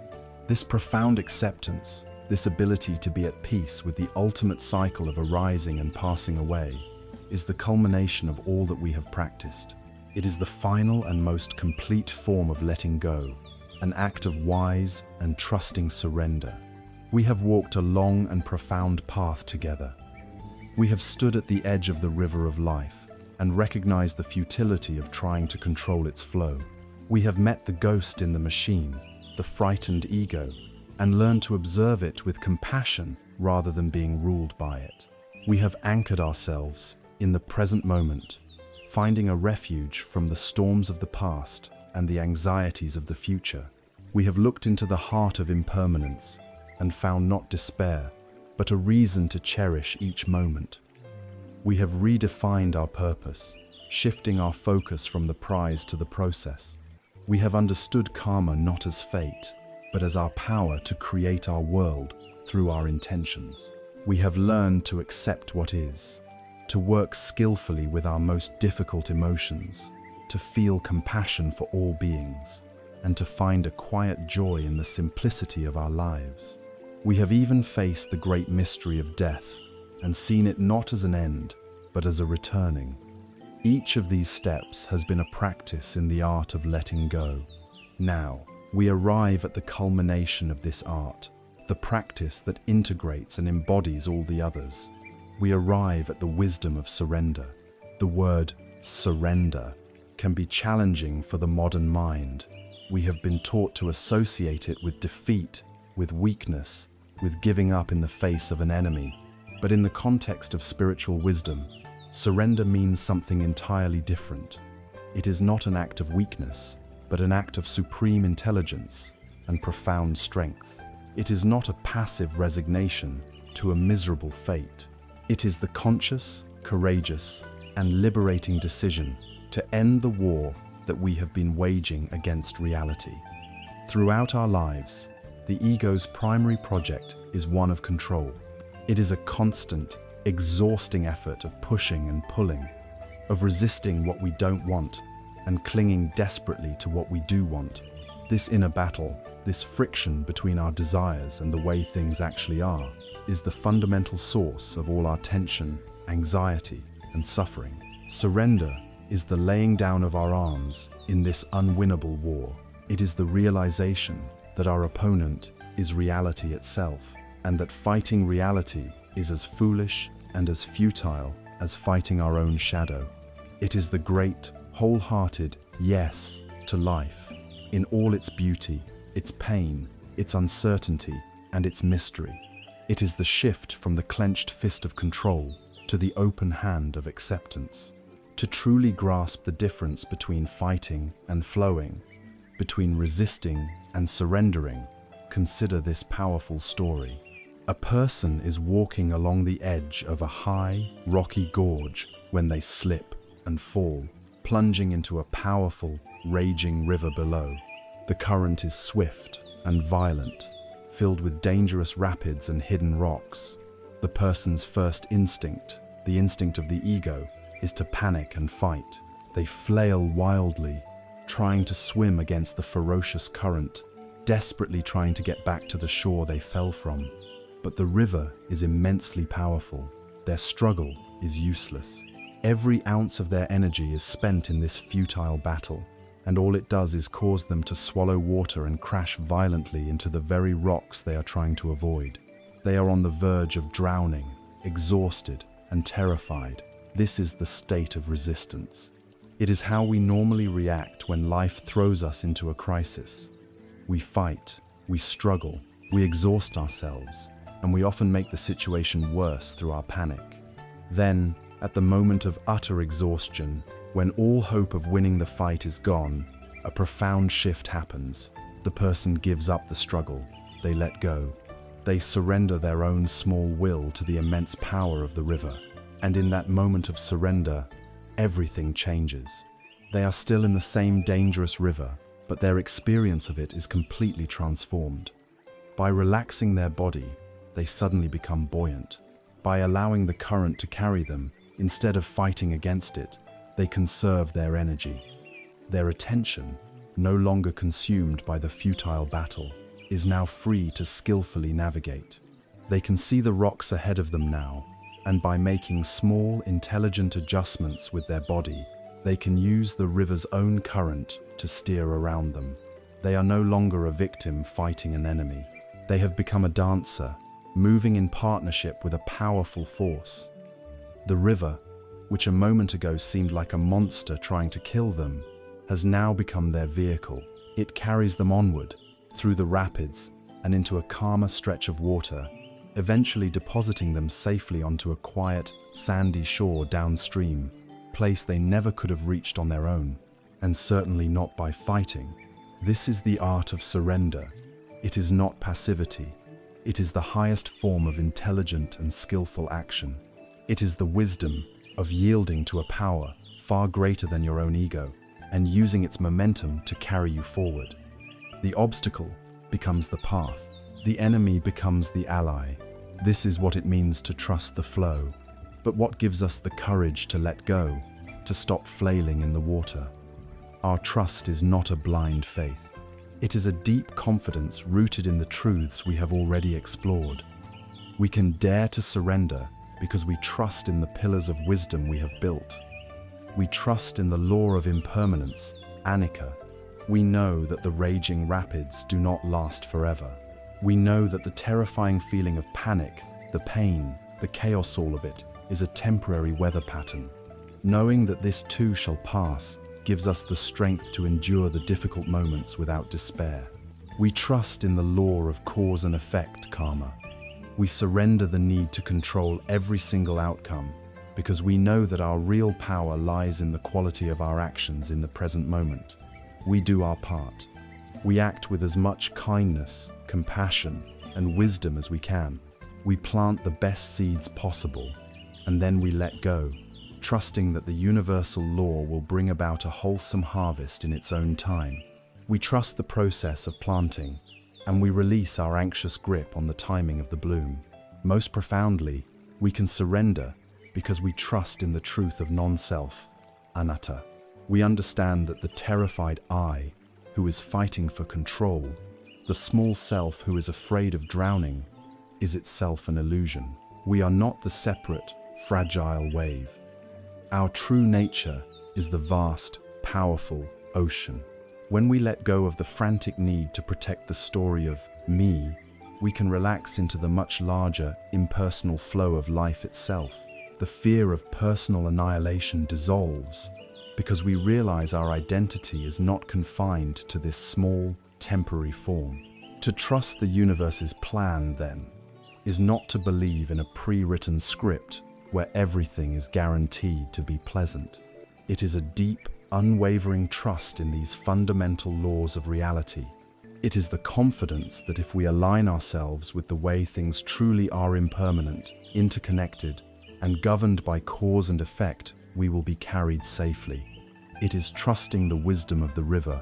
When we begin to live from this place of surrender, our lives take on a new quality, a quality that is sometimes described in Zen as effortless effort.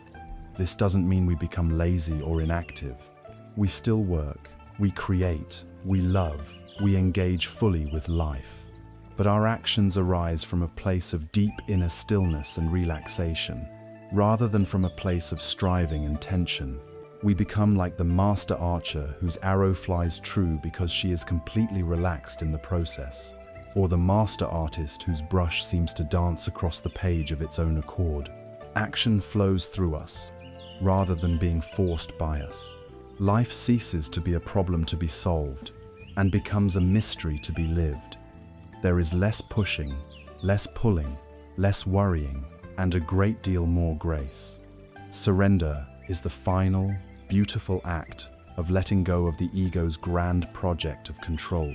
It is the discovery that true power is found in yielding, true freedom is found in acceptance, and true, unshakable peace is found not in fighting the river, but in becoming one with its magnificent, mysterious, and trustworthy flow. This integrated, surrendered state of being is the heart of an awakened life, a life where every moment is met with wisdom, compassion, and a profound sense of peace. We have come to the end of a long and winding path, a journey that has taken us from the frantic desire to control the world to the serene wisdom of surrendering to its flow. We began with the image of an architect, heartbroken over his collapsed and perfect plan. We have since traversed the inner landscapes of the mind, uncovering the illusion of the ego, the power of the present moment, the truth of impermanence, and the profound freedom of letting go. We have learned to redefine our purpose, to understand the true nature of karma, to accept what is, to hold our emotions with kindness, to feel compassion for all beings, to find joy in simplicity, and to face even death with a peaceful heart. And now, having integrated these truths, we arrive at the final stage of our journey, understanding what it means to live an awakened life. This is not a final destination, but rather the beginning of a new way of being. It is the art of waking up within the dream of our ordinary existence. Most of us live our lives as if we are asleep and dreaming. In this dream, we believe our thoughts are real, our fears are prophetic, and our ego's story is the absolute truth. We react to phantoms of the past and ghosts of the future. We are tossed about by waves of emotion that seem to come from nowhere.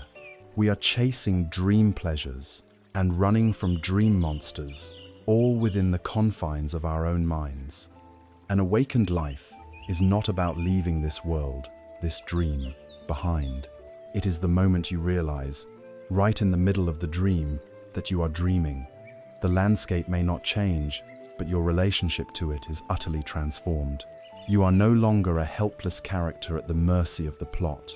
You are the calm, lucid dreamer, aware of the dream's nature and therefore free within it. Let us return, one last time, to the architect in his quiet room. Before him lies the wreckage of his perfect model, the shattered blueprint of his life's plan, ruined by a gentle, unpredictable breeze. We remember his first reaction, the shock, the anger, the despair. This was the reaction of the sleeping man, the man who believed his dream of perfection was reality and who suffered immensely when that dream was broken. But now, let us imagine a different response. The architect, having walked the path we have just walked, looks at the same pile of broken pieces. He takes a slow, conscious breath. He does not fire a second arrow. There is no story of blame, no narrative of injustice, no catastrophizing about the future. There is only the quiet, courageous acceptance of what is. It is what it is, his heart whispers. And in that space of acceptance, something new is born. Instead of seeing the ruins as a tragedy, he begins to see them with the eyes of curiosity, with the heart of a creative artist. He does not try to glue the pieces back together according to the old, rigid plan. That plan belongs to a world that no longer exists. Instead, he kneels down and begins to play with the fragments. He sees the beauty in a jagged edge, the possibility in a broken curve. He starts to arrange them in a new way, not according to a preconceived idea, but in response to the shapes themselves. He is no longer fighting against reality. He is collaborating with it. He is engaged in a graceful, improvisational dance with the present moment. From the ruins of his perfect, controlled plan, he creates something new, something unexpected, and perhaps something even more authentic and beautiful than his original dream. This is the awakened life. You still live in the world. You still build things. You still engage with life's broken pieces. But you do so from a place of freedom, flexibility, and joyful creativity, rather than from a place of fear, rigidity, and control. To live in this way is to experience a series of profound but subtle shifts in your being. It is not about levitating or developing supernatural powers. It is about an ordinary life, lived with an extraordinary quality of presence. Firstly, you begin to see reality as it is, less distorted by the filters of the ego. You see other people more clearly, recognizing their own suffering and confusion, rather than just seeing them as characters in your personal drama. You see situations with a panoramic awareness, less caught up in your own narrow, self-interested point of view. Secondly, you experience a twofold freedom. You are granted freedom from the tyranny of the reactive mind, freedom from the prison of past resentments, freedom from the constant, humming anxiety about the future. This, in turn, grants you the freedom to respond to life with wisdom instead of reacting with fear, the freedom to love with an open and unguarded heart, the freedom to act with spontaneous compassion. This does not mean you become numb or that you will never feel pain again. The first arrows of life will continue to arrive. The difference is that you are no longer shattered by them. You feel joy, perhaps more deeply than ever before, because you are fully present for it. You feel sorrow when it arises, but you are not drowned by it. You become like the deep, silent ocean that can hold every kind of weather on its surface, the calm, the storm, the sunshine, without its own profound stillness being disturbed. An unshakable peace becomes the canvas upon which all of life's varied experiences are painted. From this state of inner peace, your actions begin to flow naturally. You help a person in need, not because you think you should or because you want to be seen as a good person, but because in that moment, seeing the need and responding to it are one and the same, the most obvious and effortless thing to do. And what of the universe's plan? Throughout our journey, we have held this idea of trusting a greater plan. In this awakened state, you come to understand this plan in the deepest way possible. The universe does not have a personal, pre-written plan for you, like a novelist writing a character's fate. The plan is the magnificent, impersonal, and perfect functioning of the universe according to its own inherent laws. The plan is the law of impermanence, the constant dance of creation and dissolution.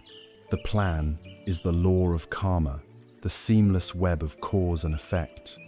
The plan is the law of interconnectedness, the truth that nothing is separate. To trust the universe's plan is to trust in these fundamental principles of reality. It is to align yourself so completely with the way things are that you cease to fight with life and instead become a conscious and joyful expression of life itself. You learn the steps to the great cosmic dance. An awakened life, then, is not a final, static achievement to be unlocked. It is the ongoing, moment-to-moment process of waking up, again and again. It is an ordinary human life, filled with all its requisite joys and sorrows, but lived with an extraordinary sense of peace, clarity, and boundless love. The journey from the suffering of the architect who lost his plan to the quiet joy of the artist creating with the broken pieces is the journey that is available to each and every one of us. It is the path from a life of fear to a life of freedom. We began this journey together in a room of shattered plans, with an architect staring at the ruins of his perfect creation, a reflection of our own struggle against the unpredictable nature of life. We walked a path that led us inward, away from the battle to control the world, and toward the wisdom of understanding ourselves. We learned to see the ego not as a king to be obeyed, but as a phantom to be observed with compassion. We found an anchor in the simple, profound reality of the present moment, a safe harbor from the ghosts of the past and the fears of the future. We looked into the heart of impermanence and discovered not a reason for despair, but a call to live more fully. We learned to let go of our desperate attachment to outcomes, of the heavy resentments we carried, and of the paralyzing fear of the unknown. We journeyed from the clenched fist of resistance to the open hand of surrender, from a mind at war with life to a heart at peace with its flow. And here, at the end of our journey, we arrive at a simple, essential truth. Peace is not a destination we must strive to reach. It is not a prize to be won after a long struggle, nor is it a fragile state that depends on the world arranging itself to our liking. Peace is our true nature. It is the vast, silent, and ever-present sky that exists behind the fleeting clouds of our thoughts and emotions. The universe always has a plan does not mean that your life is a pre-written story of inevitable success and comfort. The plan is the magnificent, impersonal, and perfect unfolding of reality itself, according to its own laws, the laws of cause and effect, of constant change, of profound interconnectedness. To trust this plan is not to be passive. It is to trust in your own capacity to align yourself with this flow, to dance with this reality, to meet whatever comes with wisdom, grace, and an open heart. You do not need to become someone else to walk this path. The invitation is simply to become more fully and authentically yourself. The tools for this journey are now in your hands. The awareness of your breath is your anchor. The courage to accept what is your shield. The power of your own compassion is your greatest strength. The journey does not end here. It begins now. It begins with your very next breath. The river of life continues to flow, mysterious and beautiful, but you no longer need to fight against its current. You now know how to build your boat and how to gracefully, wisely paddle